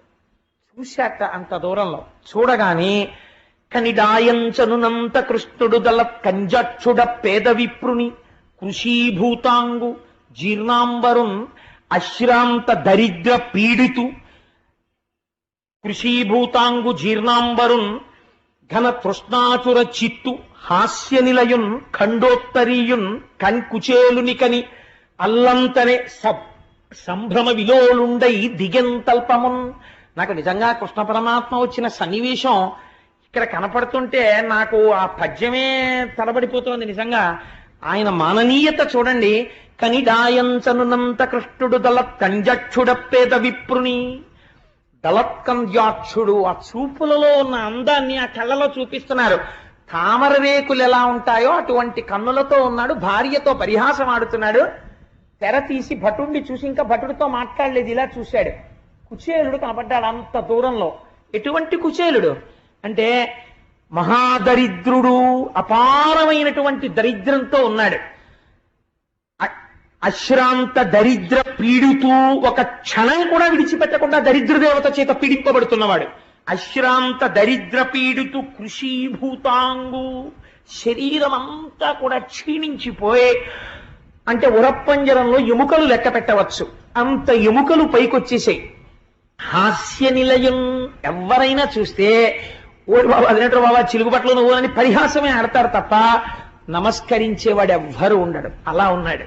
హాస్య నిలయం ఖండోత్తరీయం, పంచమాట దేవుడెరుగు. పంచకి కన్నం ఉంటే ఉంది, కనీసం ఉత్తరీయం కన్నం లేకుండా లేదు, దాని నిండా చిరుగులే. ఖండోత్తరీయం అల్లంతనే కని, అంత దూరంలో చూసి సంభ్రమ విలోలుండై ఓయ్ కుచేలా ఎప్పుడొచ్చావా అని దిగంతల్పమున్ ఒక్కసారి దూకేసేట మంచం మించి దూకి పరిగెత్తుకుంటూ వెళ్ళిపోయి గట్టిగా కౌగిలించుకున్నట్ట. కుచేలా ఎన్నాళ్ళకి చూశానయ్యా నిన్ను, నా ప్రాణం లేచినట్టుందో, రా రా రా అని గబగబా చెయ్యి పట్టి తీసుకొచ్చేట. హాలుంది ముందు, దర్బార్ హాలు, అందులో కూర్చోబెట్టలేదు, తిన్నగా తీసుకెళ్లిపోయాడు. రుక్మిణీదేవి తాను తప్ప అన్యులు ఆ పాన్పుని ముట్టరు. అటువంటి హంసతూలికా తల్పం ఆ తల్పం మీద కూర్చోబెట్టి అట్లు కూర్చుండబెట్టి నెయ్యమున కనక కలిస సలిలమున కాళ్ళు కడిగి, ఓయ్ రుక్మిణి ఎవరొచ్చారో తెలుసా, నా అనుంగు మిత్రుడు కుచేలుడు వచ్చాడు, రా పట్రా బంగారు చెంబుతో నీళ్లు పట్రా, మన అదృష్టం ఇవాళ నా స్నేహితుడు వచ్చాడన్నాడు. అయ్య బాబో ఇదేమిటి అల్లరని ఆవిడ గబగబా బంగారు చెంబుతో నీళ్లు పట్టుకొచ్చింది. తీసుకురండి తొందరగా పళ్ళాం అన్నాడు. ఆయన కాళ్ళ కింద పళ్ళెం పెట్టి రుక్మిణీదేవి నీళ్లు పోస్తోంది. ఎవరు? అనఘ ఆదిలక్ష్మి అయిన రుక్మిణితోడ క్రీడ సల్పుచున్న కృష్ణ చూచి, ఏ తల్లి యొక్క కని చివర చూపు సోకితే ఐశ్వర్యం వస్తుందని లోకం కొలుస్తుందో అటువంటి లక్ష్మీదేవి నీళ్లు పోస్తోంది. సమస్త బ్రహ్మాండములకు ఆధారభూతుడైన కృష్ణ పరమాత్మ కాళ్ళు కడుగుతున్నాడు.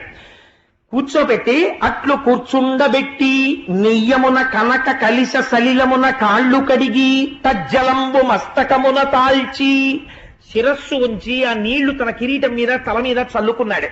రుక్మిణీదేవి తల మీద చల్లాడు, అక్కడ ఉన్న వాళ్ళందరికీ చల్లి లలిత మృగమదమదసార కలితమైన ఎటువంటి గంధం తీసుకొచ్చేట. అయ్యో స్నేహితుడా ఎక్కడున్నావా ఇన్నాళ్ళు, ఎంత అలిసిపోయి ఎలా వచ్చావు, ఎక్కడి నుంచి వచ్చావు? అంత దూరం నుంచి వచ్చాను నిన్ను చూడ్డానికి.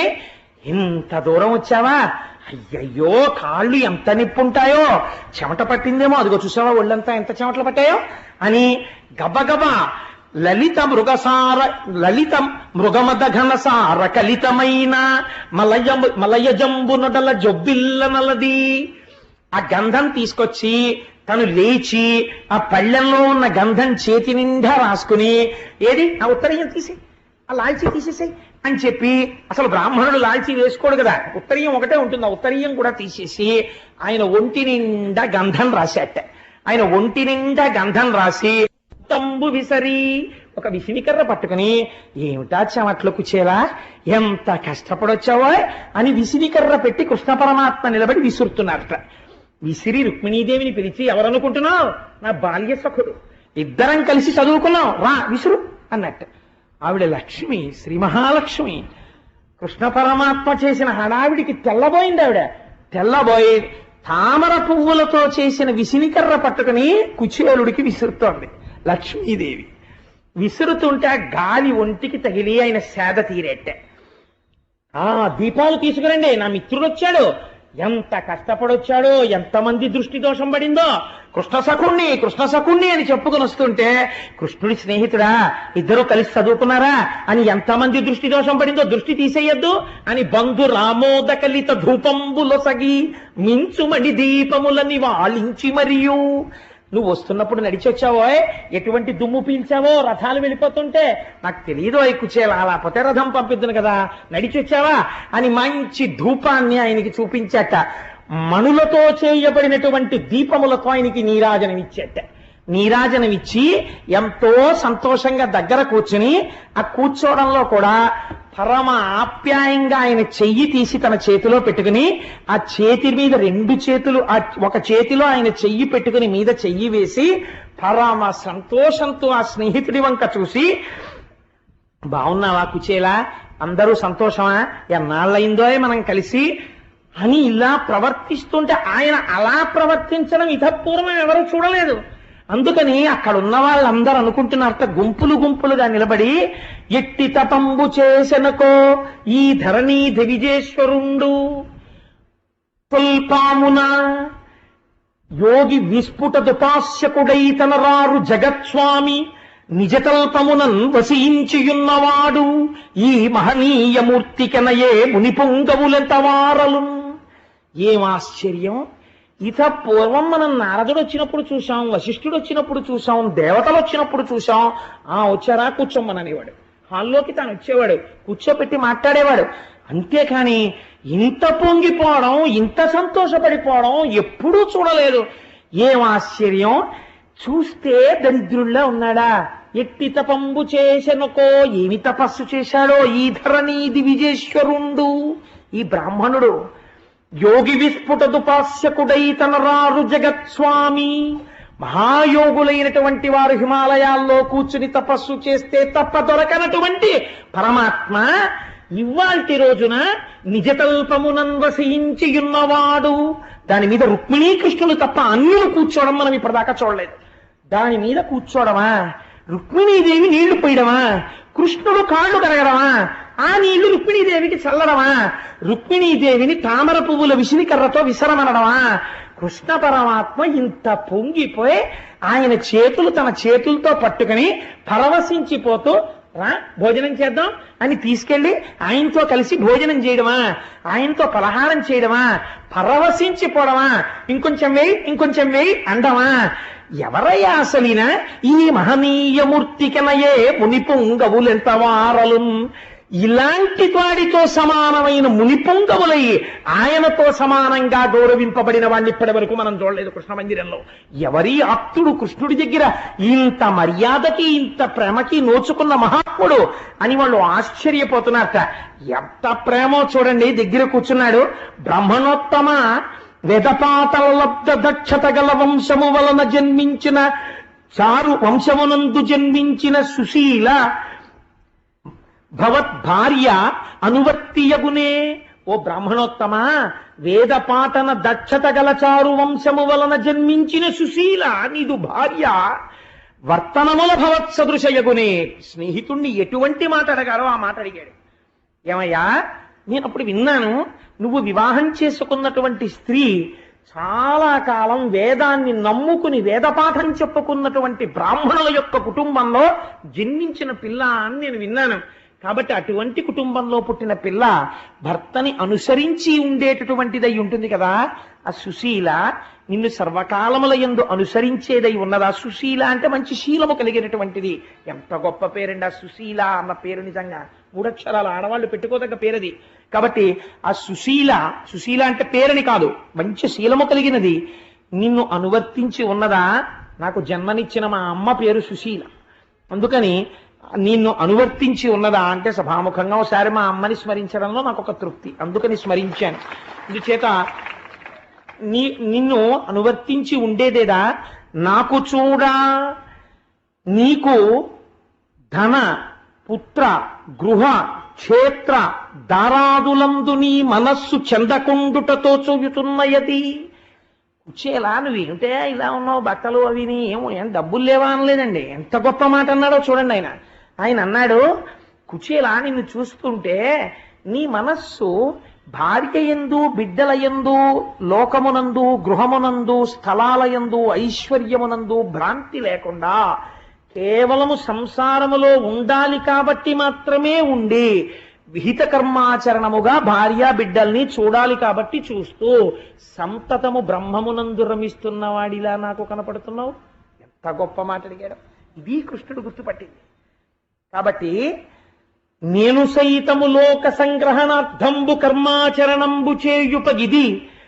కొందరు కమమోహితులు కాక యుక్త కర్మంబులాచరించి ప్రకృతి సంబంధములు భాసి భవ్య నిష్ట పొంది యుందురు కొందరుత్తములు భువిని. కొందరు మహాత్ములుంటారు, వాళ్ళు చెయ్యాలి కాబట్టి సంసారంలో ఉండి భార్యా బిడ్డల్ని పోషించినట్టు ఉంటారు. కానీ వారు ఆంతరమునందు మాత్రం ఎప్పుడూ ఈశ్వరుడితోడిదే సంబంధం. పొంగిపోతూ ఆ భవ్యనిష్ట, ఆ భగవంతుడి గురించిన నిష్టలో పరవశించిపోతున్న హృదయంతో నిరంతరము లోక కళ్యాణమును అపేక్షిస్తూ తిరుగుతుంటారు. నిన్ను చూస్తుంటే నాకు అటువంటి వాళ్ళు కనిపిస్తున్నారో. నేను కూడా లోకము కోసమే కర్మ చేస్తాను అంటే నేను పరమాత్మని అని చెప్పకనే చెప్పాడు ఆయన. అందుకని లోక సంగ్రహణార్థంబు కర్మాచరణంబు చేయుపగిది. నేను చేసినట్టే నువ్వు కూడా అలా చేస్తున్నట్లుగా నాకు కనపడుతోంది, అవునా అని అడిగి కుచేలా భోజనం చేయి అని భోజనం చేసిన తర్వాత ఇద్దరూ వచ్చి మళ్ళీ రుక్మిణీదేవి పడుకునేటటువంటి తల్పం మీద కూర్చుని కాసేపు పడుకుంటే పడుకోవడం ఇష్టం లేని వాళ్ళ కర్పూర తాంబూలం తానే బిగించి తీసుకొచ్చి వేసుకో కుచేలా అని ఓ తాంబూలం ఆయనకిచ్చి ఓ తాంబూలం ఈయన వేసుకుని ఆ రోజున ఎక్కడికి వెళ్ళలేదు, ఇంకా కూర్చుని చెప్పు ఎలా ఉన్నావు ఏమిటి ఏమాయ్ అలా అంటే జ్ఞాపకం వచ్చింది. మన ఇద్దరం చదువుకునే రోజుల్లో ఎంత సంతోషంగా ఉండేదో మనం పిల్లలుగా ఉన్నప్పుడు. నిజంగా ఆ తలుచుకోవడంలో ఉన్న ఆనందం అండి. మన ఇద్దరం ఒక గురుకులంలో తిరిగాం కదా, ఒక గురువు సాందీపని మహర్షి దగ్గర విద్యాభ్యాసం చేశాం కదా. నాకు ఆ మాట అంటే జ్ఞాపకం వస్తోంది కుచేలా. మన గురువు ఎంతటి వాడు, తివిరి యజ్ఞాన తిమిర ప్రదీపమగుచు. ఒక గురువుని తలుచుకున్నప్పుడు ఎంత గొప్పగా తలుచుకోవాలో, ఎంత మర్యాదతో ప్రవర్తించాలో కృష్ణ పరమాత్మ చూపిస్తారు మనకి. అందుకని తివిరి యజ్ఞాన తిమిర ప్రదీపమగుచు అవ్యయంబగు బ్రహ్మంబుననుభవించి భూరి వాత్సల్య వృత్తి తత్కృపను చేసి. ఆ మహానుభావుడు భూసరు శ్రేష్ఠుడలగొండు భువనుతుండు బుధనుతుండు. ఆయన తివిరి యజ్ఞాన తిమిర ప్రదీపమగుచు. ఆ సాందీపని మహర్షి నోరు విప్పి మాట్లాడితే చాలు అజ్ఞానమన్న చీకటి విడిపోయేది. అలా మాట్లాడేవాడు మహానుభావుడు. ఏమి గురువు గారయ్యా మన గురువు గారు. అవ్యయంబగు బ్రహ్మంబుననుభవించి. కోరికలు కోరుకున్నవాడు కాడు మన గురువు. ఎప్పుడు నిరంతరము ఈశ్వరుణ్ణి మనస్సులో తలుచుకుంటూ పొంగిపోతూ ఏదో మధురమైనటువంటి పదార్థం కడుపు నిండా తినేసిన వాడికి అదే త్రేణుపు వస్తుంటే, ఆ యాలుకల వాసన లవంగాల వాసనతో తినేసినటువంటి పాయసం త్రేణుపొచ్చినట్టు ఏలా లవంగ ఘనసార సుగంధి తీర్థం దివ్యం వియచ్చరతి హేమ ఘటేషు పూర్ణం దృక్తోజ్జవైదిక శిఖామనయ ప్రహుష్ణా తిష్టం తివేంకటపతే తవ సుప్రభాతం అని ఆయనకి కలిపిన ఏలా లవంగ ఘనసార సుగంధి తీర్థం లాంటి తాగేస్తే త్రేణుపొచ్చిందనుకోండి, ముక్కులోకి ఆ యాలకుల వాసన వస్తుంది. అలా అవ్యయంబగు బ్రహ్మంబును అనుభవించి మన గురువు ఎప్పుడు భగవంతుణ్ణి దర్శనం చేస్తూ మనస్సులో రమించిపోతూ ఆ త్రేణుపులు వచ్చిన వాళ్ళ పడుకున్నా కూర్చున్నా నించున్నా లేచినా అని ఇలా తనలో తనే అనుకుంటూ పరవశించిపోతూ భగవంతుణ్ణి గుర్తు తెచ్చుకుని ఆ లీలలు గుర్తు తెచ్చుకుని పరవశించిపోయే మన గురువు ఎంత గొప్పవాడో. అవ్యయంబగు బ్రహ్మంబుననుభవించి భరిత సత్తుండు సత్కర్మ నిరతుడతుల. ఆయన అపారమైన సత్వగుణంతో నిండిపోయిన వాడైనా లోకాన్ని నడిపించడం కోసమని ఎప్పుడు సత్కర్మలను ఆచరిస్తూ గురువుగారు చేస్తున్నారు మనం చెయ్యాలని చెప్పి ఆచరణ యందు మనకి ఆదర్శంగా నిలబడిపోయిన వాడు. భరిత సత్తుండు సత్కర్మ నిరతుడతుల భూసుర శ్రేష్ఠుడలగుండు బుధనుతుండు. బ్రాహ్మణులలోకే బ్రాహ్మణుడైనటువంటి మన గురువు పండితుల చేత పొగడబడినవాడు. అటువంటి గురువు, ఆయన వాత్సల్యం, ఆయన మనకి పాఠం చెప్పిన రోజులు, ఆ గురుపత్ని ఏమి ప్రేమాయ్ కుచేలా. అంటే గుర్తొచ్చింది కుచేలా, నీకు విషయం చెప్పాలని మళ్ళీ దగ్గరగా జరిగి ఆ చెయ్యి మళ్ళీ గట్టిగా నొక్కేసి పొంగిపోయి ఆయన అన్నీ చూసి తెల్లబోయిలా వింటున్నాడంతే. అసలు లోపలికి రాణిస్తాడా అనుకున్నవాడేమిటి ఇంత ప్రేమ, ఏమిటి పిచ్చి ప్రేమ అని అసలు అది ఆయన జీర్ణం చేసుకోలేకపోతున్నాడు. తెల్లబోయి కృష్ణుడి వంక చూస్తున్నాడు. ఇంకొంచెం దగ్గరికి జరిగి భుజం మీద చెయ్యేసేసి, అసలు ఆయన అలా ప్రవర్తించింది లేదు ఎవరితోటిని, భుజం మీద చెయ్యేసేసి దగ్గరికి తీసేసుకుని కుచేలా కుచేలా నీకు గుర్తుందా, మన ఇద్దరం ఒక రోజునేమో గురువుగారు ఏదో పాఠం వల్లించమంటే పాఠం చదువుకుంటున్నాం. గురుపత్ని పిలిచి, ఒరే నాయన కట్టెలు నిండుకున్నాయి ఇంట్లో, రేపు పొద్దున్న మీ అందరికీ పదార్థాలు ఉండాలి కదా, పిల్లల్ని చూసుకున్నట్టు చూసుకునేవారు గురుపత్ని అంటే. అందుకని అరణ్యానికి వెళ్ళి కట్టెలు కొట్టి తీసుకురండి అంటే మన ఇద్దరం కట్టెలు తీసుకొద్దామని అరణ్యంలోకి వెళ్ళాం. తీరా మనం అరణ్యంలోకి వెళ్ళేటప్పటికీ ఆకాశమంతా నల్లటి మబ్బు పట్టింది. కుచేలోపాఖ్యానం లాంటివి గోవింద పట్టాభిషేకం లాంటివి వచ్చేస్తున్నాయని పరమాత్మ అలా కప్పేశారు.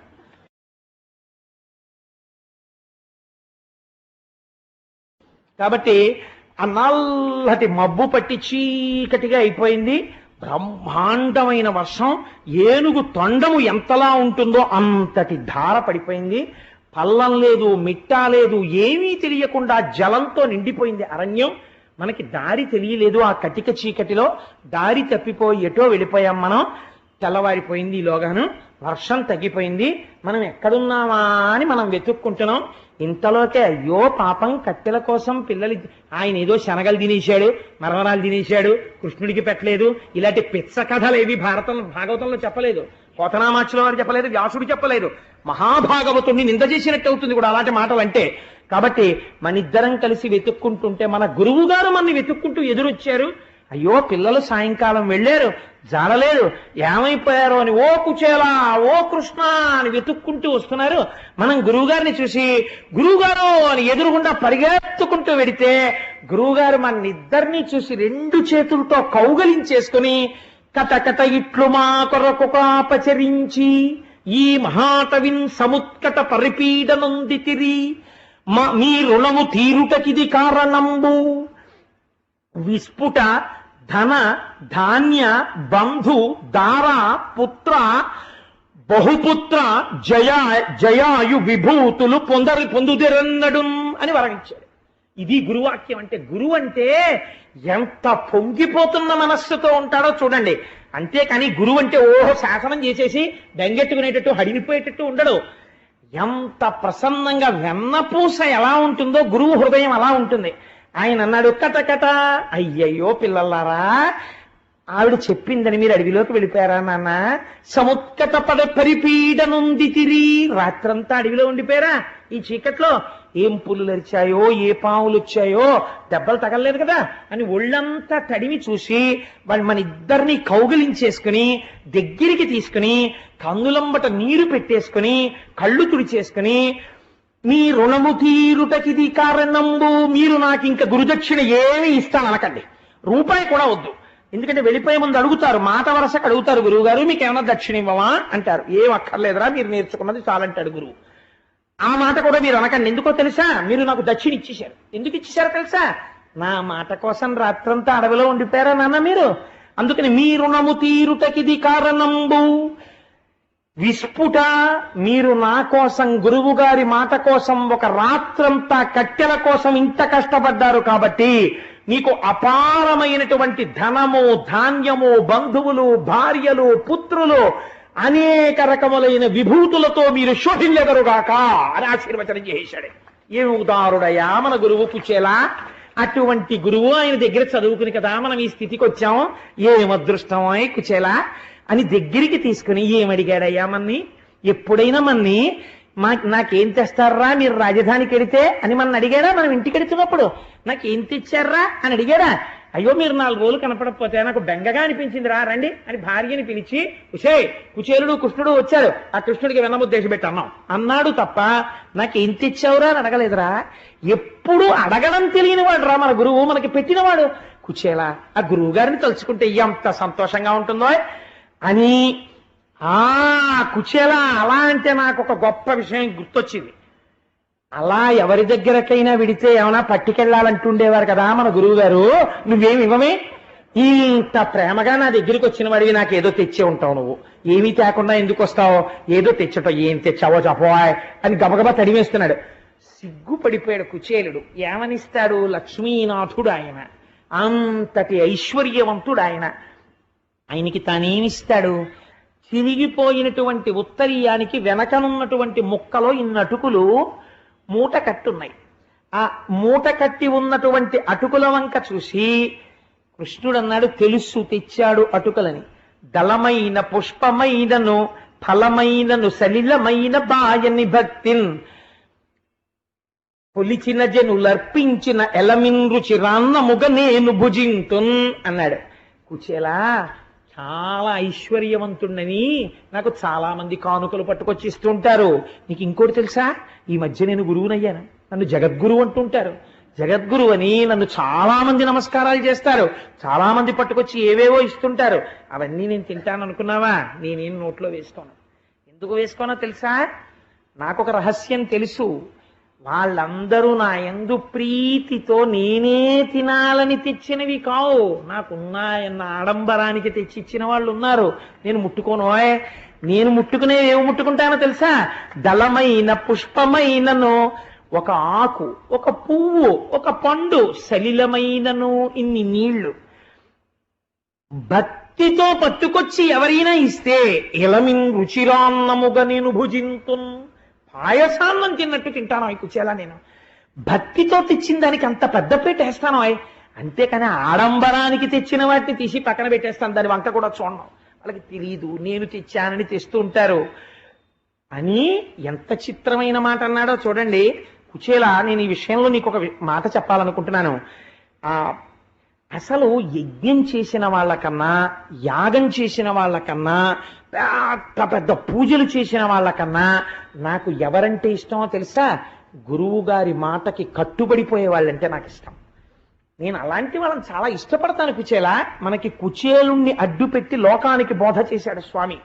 చేసి ఒక మాట అన్నాడు, నువ్వు నాకేదో కానుక తెచ్చి ఉంటావో, ఇంత ప్రీతిగా ఇంత దూరం వచ్చిన వాడివి, కృష్ణుడు కృష్ణుడు కృష్ణుడని వచ్చి నాకేమీ తాకుండా ఉంటావా? కాబట్టి తెచ్చే ఉంటావు, ఇవ్వట్లేదు నాకు. నువ్వు ఇవ్వకపోతే నేను పుచ్చుకోనేటి? నువ్వు స్నేహితుడివి, నీ దగ్గర నాకు చొరవలేదా? నేనే పుచ్చేసుకుంటానని తడిమాడు. తడిమితే ఇక్కడ చిన్న మూట తగిలింది. తెచ్చావు, తేనట్టుగా చెప్తామే అని దాన్ని ఇలా లాగాడు. లేకపోతే అదో ఇంత మూట. ఆ మూట జాగ్రత్తగా విప్పాడు. కొంచెం గట్టిగా విప్పితే చిరిగిపోయి కింద పడిపోతాయి అటుకులన్నీ. పాపం ఆయన కట్టుకున్న వస్త్రం అటువంటిది. ఆ మూట విప్పి దోసిట్లోకి తీసుకున్నాడు. తీసుకుంటే ఇన్ని అటుకులు వచ్చాయి. ఇలా ఎడం చేతిలో పోసుకుని, చిత్రం ఏమిటో తెలుసా అండి, ఆ వస్త్రంలో అటుకులు ఉండగానే వస్త్రంతో పాటు ఎడం చేత్తో పట్టుకున్నాడు. కుచేలుడి వస్త్రంలో ఉన్న అటుకుల్ని కుచేలుడి చేతి దగ్గరే, మోచేతి దగ్గర ఇలా పట్టుకుని, అబ్బబ్బబ్బా నా కోసం అటుకులు తెచ్చావా? ఎంత ఇష్టమో అటుకులంటే నాకు. ఇవాళ అటుకులేలా ఉంది ప్రసాదం, బహుశా అటుకులు నాకు ఎంత ఇష్టమో తెలుసా కుచేలా? ఇది మనసరిగిన స్నేహితుడంటే. మరి చెప్పవే బడాయి దాచేసి అని మురహరుడు పిటికెట తొక్కుల కర్మప్పగ నారగించి కౌతూహలియై మరి ఒక పిడికెడు కొన్న తత్కర్మప్పుడు పట్ట కమల కమలమునన్. ఏటి పోతన గారి పద్యాలండి, పొంగిపోయారు మా పోతన గారు అది రాయడంలో. ఇలా ఆ బట్టలో ఉన్నటువంటి అటుకులు ఓ గుప్పెడు తీసుకుని, కుచేలా నువ్విచ్చిన ఈ అటుకులతో 14 బ్రహ్మాండములు తృప్తి పడిపోతున్నాయి, అంతటా ఆయనేగా ఉన్నాడు అని నోట్లో పోసుకున్నట్టు. ఇలాగా పోసుకునేటప్పటికి 14 భువన భాండములలో ఉన్న సమస్త జీవరాశులు బ్రేవ్ మంత్రించి తేంచి ఇంకా ప్రీతి ఆగక ఇంకొక పిడికెడు తీసి మళ్ళీ పోసుకుంటున్నాడు. ఆయన చూసింది రుక్మిణీదేవి. గభాల వచ్చి తత్కరమప్పుడు పట్ట కమల కమలమునన్. ఆ కమలమ్మ గారు వచ్చి ఠక్కన పట్టుకుంది చెయ్య. పట్టుకుని, నారాయణ చాలు మీరు తిన్నది, ఇక తినకండి. ఎందుకు తినద్దానాలి? ఒక్క గుప్పెడు మీరు తింటే ఇహలోకమునందు 10 తరాలు తినడానికి కావలసిన ఐశ్వర్యము, భక్తి, జ్ఞానము, మోక్షము అన్నీ ఇచ్చేశారు కుచేలుడికి. ఇంకొక పిడికెడు మీరు నోట్లో పోసుకుంటే నన్ను మిమ్మల్ని కూడా దాసుల కింద ఇచ్చేస్తారు కుచేలుడికి. చాలింకా టక్కని చేయబట్టుకుంది. నాకు తెలుసు, నిత్యానపాయనీం నిరవద్యాం దేవదేవ దివ్య మహిషీం. ఆ తల్లికి తెలియందేముంటుందండి? చేయి పట్టుకుంది. పట్టుకుంటే కృష్ణుడు పెద్ద నవ్వు నవ్వి ఆ అటుకులు మిగిలిన వాళ్ళకి అందరికీ ఇచ్చి, ఇవి మీరు తినేసి మిగిలినవి అయ్యప్ప స్వామి గుళ్ళో పాల్గొన మాసంలో జరిగే కుచేలోపాఖ్యానంలో ప్రసాదంగా పంచిపెట్టేయండి. ఇవాళ పంచిపెట్టేస్తారు. కాబట్టి యద్భావం తద్భవతి. మనం ఎలా భావన చేస్తే అది అలాగే ప్రసాదం అవుతుందంతే. కాబట్టి ఇవాళ మనకి కృష్ణ పరమాత్మ చేతి అటుకులు వస్తున్నాయి ప్రసాదం అని ఆ ప్రసాదం పుచ్చుకున్నాడు. ఇక్కడే ఒక గమ్మత్తు ఉంటుంది. అంత బ్రహ్మజ్ఞాని కదా, కుచేలుడికి అటుకులు ఎందుకు ఇచ్చాడు పరమాత్మ? మరి ఎందుకు తీసుకున్నాడు అటుకులంటే ఆయనకి తెలుసు ఒక విషయం. పోతన గారు భాగవతంలో దీన్ని స్పష్టంగా రాశారు వచనంలో. గత జన్మలలో కుచేలుడు అపారమైనటువంటి ఈశ్వర భక్తితో ఎన్నో సేవలు చేశాడు. ఎన్ని సేవలు చేసినా ఎన్నడూ కూడా తన మనస్సులో ఈ కోరిక నాకు తీరితే బావుణ్ణు అన్న కోరిక మాత్రం లేదు. ఈశ్వరుడి సేవ చెయ్యడమే తన జీవితానికి ధన్యమని చేశాడంతే. దానివల్ల బ్రహ్మజ్ఞాని అయ్యాడు తప్ప ఆయనకి మనస్సులో మాత్రం కోరిక లేదు. నేను సేవింపగ నాపదల్పడమని నిత్యోత్సవం బబ్బని జనమాతృండనని సంసార మోహంబు పైకొనని జ్ఞానము కల్గని గ్రహగతులు కుందింపని మేలు వచ్చిన రాని అవి నాకు భూషణములే శ్రీకాళహస్తీశ్వర అంటాడు దుర్జటి. అలా ఇంత దరిద్రం అనుభవిస్తున్నా ఈశ్వరుణ్ణి సేవించి ఐశ్వర్యం పొందుదామన్న భ్రాంతి కుచేలుడికి లేదు. కానీ ఆయనతో పాటు సహధర్మచారిణి అయినటువంటి ఆయన భార్య అడిగింది ఐశ్వర్యం కావాలని. మహాభక్తుల యొక్క కోరిక తీర్చకుండా ఉండలేడు. ఇంత ప్రేమగా ప్రవర్తించిన కుచేలుడు మాత్రం నాకు ఇది కావాలి అని అడగలేదు. కుచేలుడు అడగకపోయినా కుచేలుడికి ఐశ్వర్యం ఇవ్వాలి. ఐశ్వర్యం కావాలని కుచేలుడు చేసింది లేదు. కానీ కుచేలుడి భార్య ఇచ్చిన అటుకులున్నాయి. ఆవిడ కోరిక తీర్చాలి. ఇప్పుడు ఎంత వింటాడో చూడండి ఆయన మొరలు. కాబట్టి కదండి మహానుభావుడు ఎంతంత ఆ చెవులకి పెద్ద పెద్ద ఆభరణాలు పెట్టుకుని ఇలా కూర్చుంటే మనం ఎక్కడ ఆయనకి కనపడకుండా అయిపోతామేమో అని చెప్పి పద్మపీఠం మీద అదే పనిగా నిలబడి అలా వింటూనే ఉంటాడు అప్పటికీ ఇప్పటికీ. మీరిప్పుడు లక్ష్మీ కళ్యాణంలో విన్నారు కదా, ఆ అలమేలు మంగ కంఠంబునందు మాంగళ్యంబు గీలించి అని. మనకిద్దరికీ కూడా తల్లిదండ్రులై ఉన్నారు. ఆ తల్లి పద్మావతీదేవి చూడండి, అందుకే ఇప్పటికీ ఈశానాం జగతోస్య వెంకటపతేర్ విష్ణోః పరాం ప్రేయసీం తద్వక్షస్థల నిత్యవాసరసికాం తక్షాంతి సంవర్ధినీం పద్మాలంకృత పాణిపల్లవయుగాం పద్మాసనస్తాం శ్రియం వాత్సల్యాది గుణోజ్వలాం భగవతీం వందే జగన్మాతరం. ఆ తల్లి ఎక్కడుండనివ్వండి పరమాత్మ పాదాల దగ్గర కూర్చుని ఉంటుంది. మీరు చూడండి అలివేలు మంగాపట్నంలో మీరు ఇలా రాజద్వారం దాటి మెట్లు దిగి లోపలికి వెళ్ళి కుడి చేతి పక్కకి తిరిగి ఆ లోపలికి వెళ్ళి కుంకుమార్చన టికెట్తో అమ్మవారి యొక్క రాజద్వారం ముందు నిలబడితే చక్కగా పద్మాసనం వేసుకుని ఇలా తన పాదములు చూపిస్తూ ఎవరు నా పాదములు నమ్మారో వారికి సంసారము ఇక్కడ వరకే వస్తుంది అన్నట్లుగా, రే నాన్న నువ్వు నోరు తెరిచి అడగక్కర్లేదురా, నువ్వు పిల్లాడివి ఇంత దూరం నా కోసం వచ్చావా, ఇంకా మళ్ళీ నువ్వు నోరు విప్పి అడిగితే నాకు సిగ్గు, నువ్వు నోరు విప్పి అడక్కో, నీకేం కావాలో నేను ఇచ్చేస్తాను నాన్న అని ఇలా వరదముద్ర పడుతుంది అమ్మ. అమ్మ అంటే అంతే కదండి, ఇలా వరదముద్ర పట్టి నువ్వు అలా నా పాదాలు నమ్ము నీకేం బెంగలేదు అని చక్కగా ఇలా పట్టి చక్కటి తిలకం పెట్టుకుని అంచు కనపడేటట్టుగా ఇంది కుచ్చిళ్లతో పట్టుచీర కట్టుకుని అన్ని ఆభరణాలు వేసుకుని పద్మావతీదేవిగా కూర్చుని ఉంటుంది. పక్కన ఎవరుంటారు? బలరాముడు కృష్ణుడు ఉంటారు. బలరాముడు కృష్ణుడు పక్కన శ్రీదేవి భూదేవి సహితుడైనటువంటి వెంకటాచలపతి.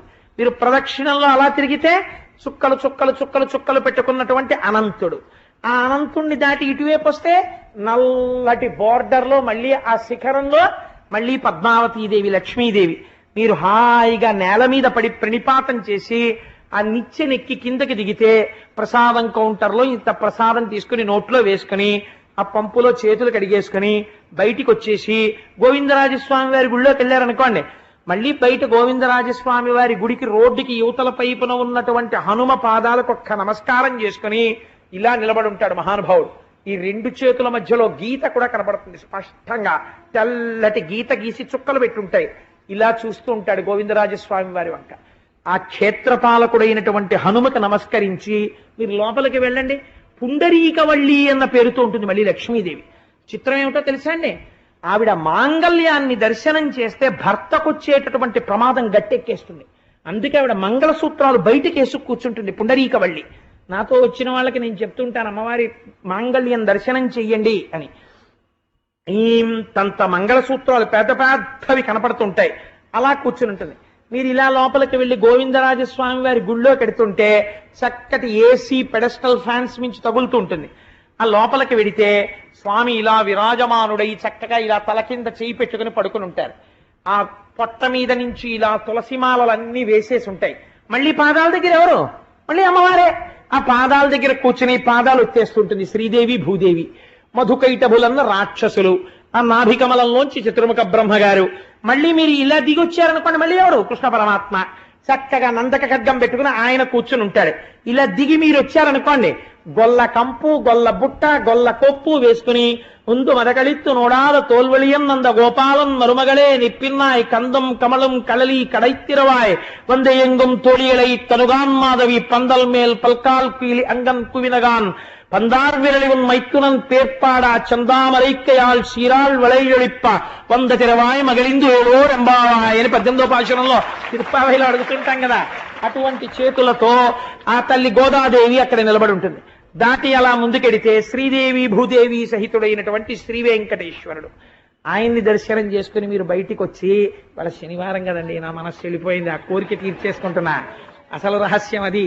ఒక్కసారి కొండెక్కేస్తే అక్కడ హాయిగా క్షేత్రపాలక హనుమ ఆ బేడి ఆంజనేయ స్వామి వారు నిలబడి ఉంటారు. ఆయన పాదాలకు నమస్కారం చేసి దిగి ఆ కోనేటి దగ్గరున్న వ్యాసరాయ ప్రతిష్ఠిత హనుమకి నమస్కరించి ఆ పాతాళగా ఆ కోనేటిలో స్నానం చేసి శంకర భగవత్పాదుల పాదాలకి నమస్కరించి ఆ మెట్లెక్కి నలుగురు శిష్యులతో ఉన్న ఆదిశంకరాచార్యులు వారి దర్శనం చేసుకుని ఆదివరాహమూర్తి గుళ్ళోకెడితే ఇలా అడ్డంగా లక్ష్మీదేవి ఆదివరాహమూర్తి ఇలా పడుకుని వాళ్ళిద్దరినీ దర్శనం చేసుకుని నమస్కరించి శ్రీ వెంకటేశ్వరుడి గుడి రాజద్వారం దగ్గరకు వచ్చేటప్పటికి ఆ గొట్టంలోంచి వస్తున్నటువంటి నీళ్లలో కాళ్ళు కడిగేసుకుని అటు ఇటు ఉన్నటువంటి శంఖనిధి పద్మనిధి ఇద్దరిని దర్శనం చేసుకుని అది దాటి ముందుకొస్తే ఎడమ చేతి పక్క కృష్ణరాయల వారి వంశంలో స్వామిని సేవించుకున్న అచ్యుతరాయల వారి యొక్క మూర్తిని చూసి ఇంకొంచెం ముందుకెడితే ఎడం చేతి పక్కన రంగనాయకుల మంటపం, అక్కడే తులాభారం అనేటటువంటి పెద్ద త్రాసు,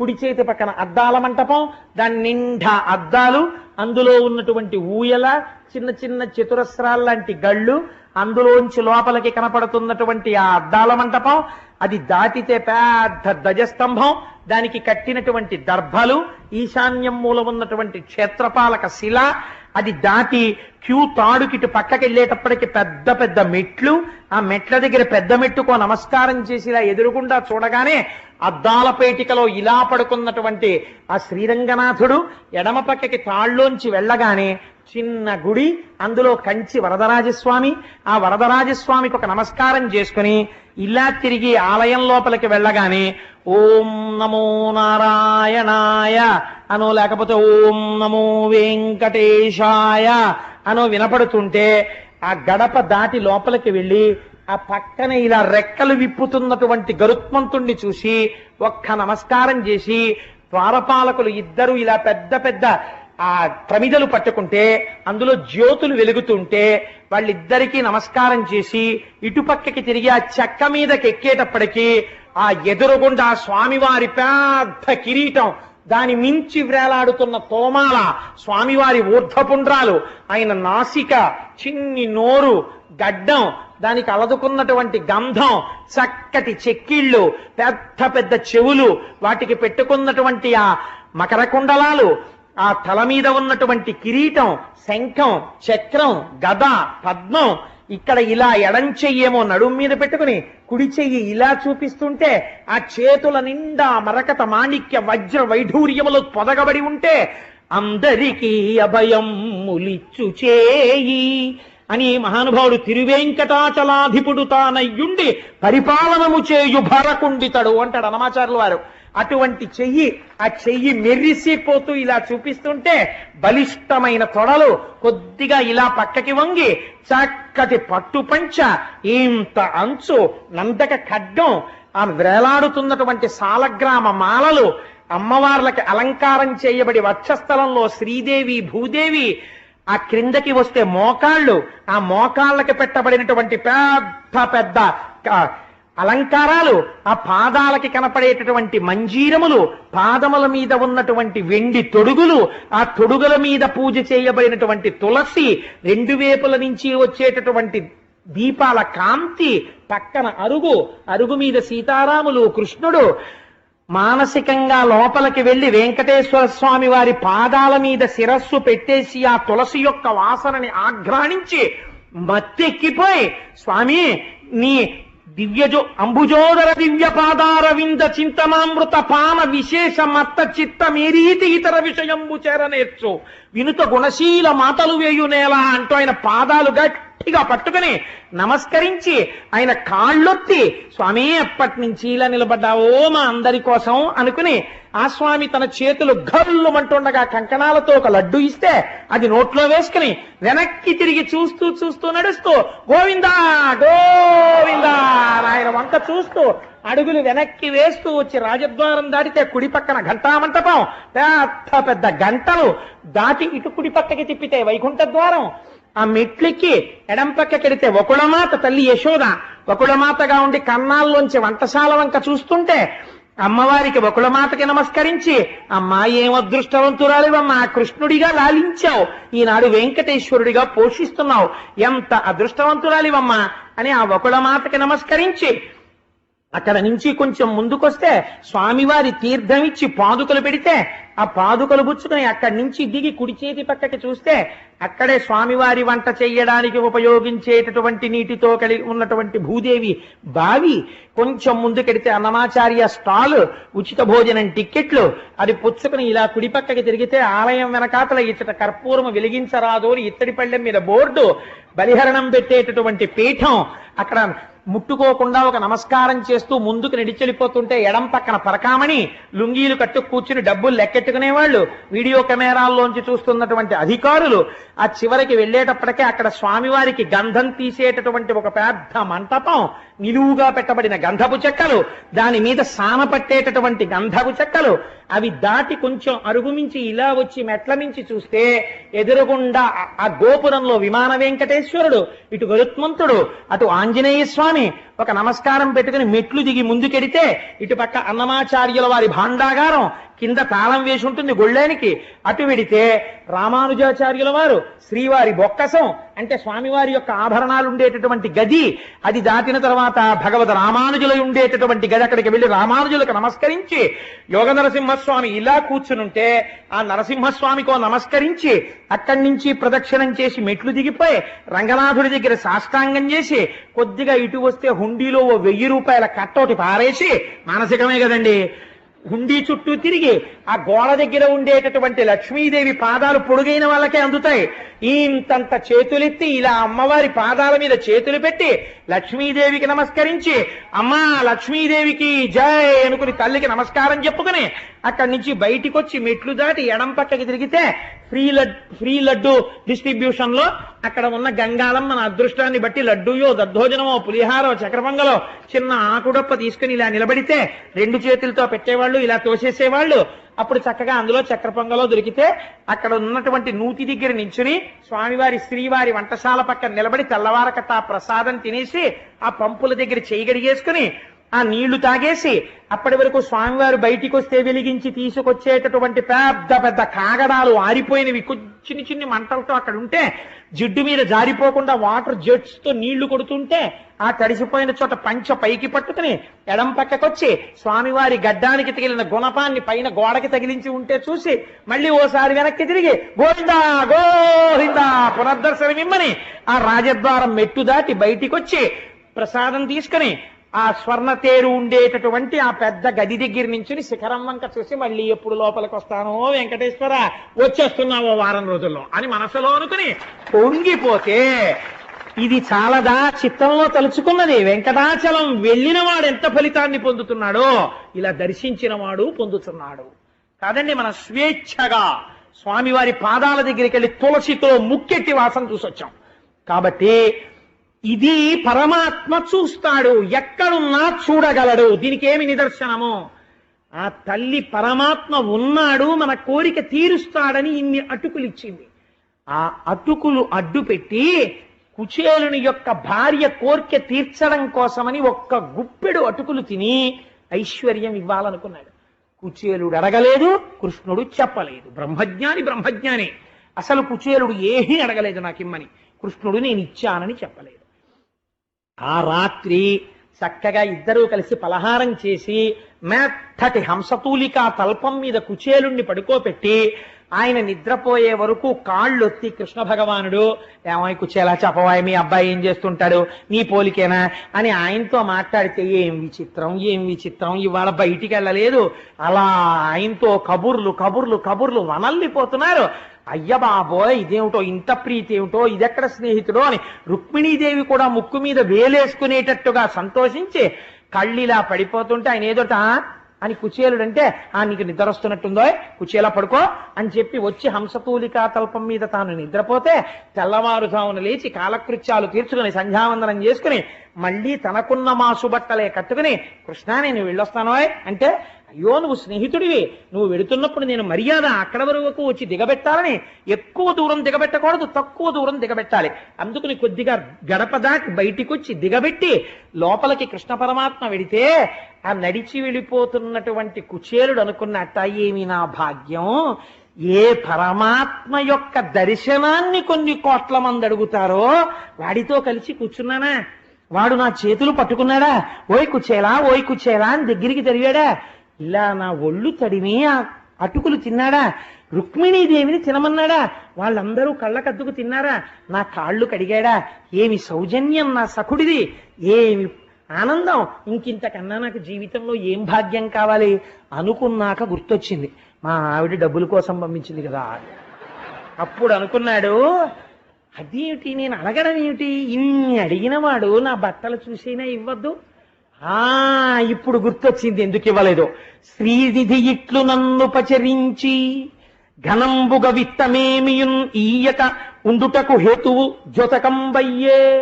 ఎందుకు నాకు డబ్బివ్వకుండా నన్ను పంపించేశాడో నాకు ఆ కారణం ఇప్పుడు అర్థమైంది. ఎన్న దరిద్రుడు సంపదాంధుడై ఆనక తన్ను కానడని కాక శ్రితార్తిహరుండు.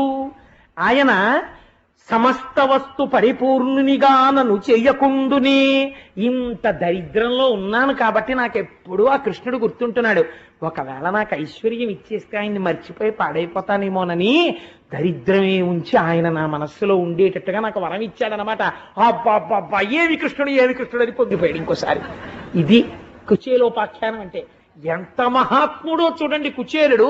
అటువంటి కుచేలుండి పట్టుకుని అటుకులు తినేశాడు, దరిద్రం వచ్చింది. ఎక్కడ తీసుకొస్తారో తెలియదు ఈ కథలో. ఆ కుచేలుడు శ్రీనిధి ఇట్లు నన్ను పచరించి అందుకని నాకు ధనం ఇవ్వలేదు అని నాకు అర్థమైంది. ఎన్న దరిద్రుడు సంపదాంధుడై ఆనక తన్ను చేరడని కాక శ్రితార్తిహరుండు సత్కృపాంబోనిధి సమస్త వస్తు పరిపూర్ణునిగా నన్ను చెయ్యకుండునే. ఆయనే తలుచుకుంటే నిజంగా నాకు ఇవ్వాలి అనుకుంటే ఐశ్వర్యం ఇవ్వలేడు. కానీ నేను ఇలాగే ఉండి నిరంతరము భగవంతుణ్ణి స్మరించాలి అని నన్ను ఇలా ఉంచి ఉంటాడు అని అనుకున్నాడు. ఈశ్వరుడి పట్ల ఒక్కసారి ప్రేమతో ఇన్ని అటుకులిస్తేనే అంత ఐశ్వర్యం ఇస్తే గోవింద పట్టాభిషేకంలో ఆలయ కమిటీ వారు చెయ్యలేక కాదండి పాయసాన్ని. మీ అందరూ పరమభక్తితో విన్నారు. రేపటి రోజు ఉదయం మీకు తోచింది ఇంత పంచదారో ఇన్ని పాలో ఇంత జీడిపప్పో 2 యాలుక్కాయలో ఎవరికి తోచింది వారు వేస్తే ఆ పదార్థాలతో అందరం కలుపుకు తిందాం. ఏమో ఇందులో ఏ మహాభాగవతులు ఉన్నారో ఎవరి చేతిలో పడింది కలిపి అది మహాప్రసాదం అవుతుందో. అందరి చేతులతో పడింది అందరం పంచుకు తిందామండం వెనకాతల రహస్యం అది. ఏమో ఇందులో ఎంత భక్తులున్నారో ఆ ఎవరి చేతి పదార్థం పడితే పొంగిపోతాడో పరమాత్మ, అది తిని మనం ధన్యులమైపోతామో. అందరం కలిసి వండుకుని అందరం కలిసి తిందాం. అందుకని రేపు పాయసాన్నాన్ని కలాయమని ఇంకా పరమాత్మతో కలిసి సంతోషంగా ఆయన రథం వెనక నడిచి సువాసినులు ఆయనకి పరిమళ ద్రవ్యాలు జల్లుతుంటే ఎంత పొంగిపోతాడు నా తండ్రి. ఇంత సేవ, ఇంత పూనిక, ఇంత నమ్మకమా నా మీద అని ఎంత పొంగిపోతాడు. కుచేలోపాఖ్యానం విని మనం ఊరేగింపుకి వెళ్ళకపోతే మనం తప్పు చేసిన వారం అయిపోవండి. ఎందుకంత ధూర్తమాట మాట్లాడతావు? అలా ఉంటావు అనుకుంటున్నావా? నువ్వు అలా అనకూడదని మీరు అంటారని నాకు తెలుసు. అదో చాపల్యం, అందుకని అన్నానంతే. కాబట్టి సంతోషంగా కుచేలుడు తన ఊరు చేరుకున్నాడు. తన ఊరు చేరుకుని తన ఇల్లు ఉన్నటువంటి చోటుకి వెళ్ళి చూశాడు. చూస్తే భానుచంద్ర ప్రభా భాసమానంబైన కాంతోపల భవనమును బ్రహ్మాండమైనటువంటి సూర్యుడు చంద్రుడు ఏకకాలమునందు ప్రకాశిస్తే ఎలా ఉంటుందో అటువంటి సౌధం ఒకటి కనపడింది. ఏమిట్రా ఇంత గొప్ప సౌధం అనుకున్నాడు. కలకంఠ సుఖనీల కంఠ సముత్కంఠ మానిత కుజితోద్యానములను. ఆ సౌధమునకు చుట్టుపక్కలంతా పెద్ద పెద్ద ఉద్యానవనాలు, పెద్ద పెద్ద చెట్లు. ఆ చెట్ల మీద పక్షులు కలకూజితములు కూస్తున్నాయి. రత్నములు వజ్రములు వైఢూర్యములు మాణిక్యములు తాపడములు చేయబడినటువంటి అరుగులు, బంగారముతో నిర్మించబడినటువంటి గోడలు, స్తంభములు, మంచి మంచి సరోవరాలు, అందులో కారండవములు హంసలు మొదలైన పక్షులు, కొన్ని లక్షల మంది పరిచారికలు, ఎక్కడ చూసినా రత్నాల రాసులు.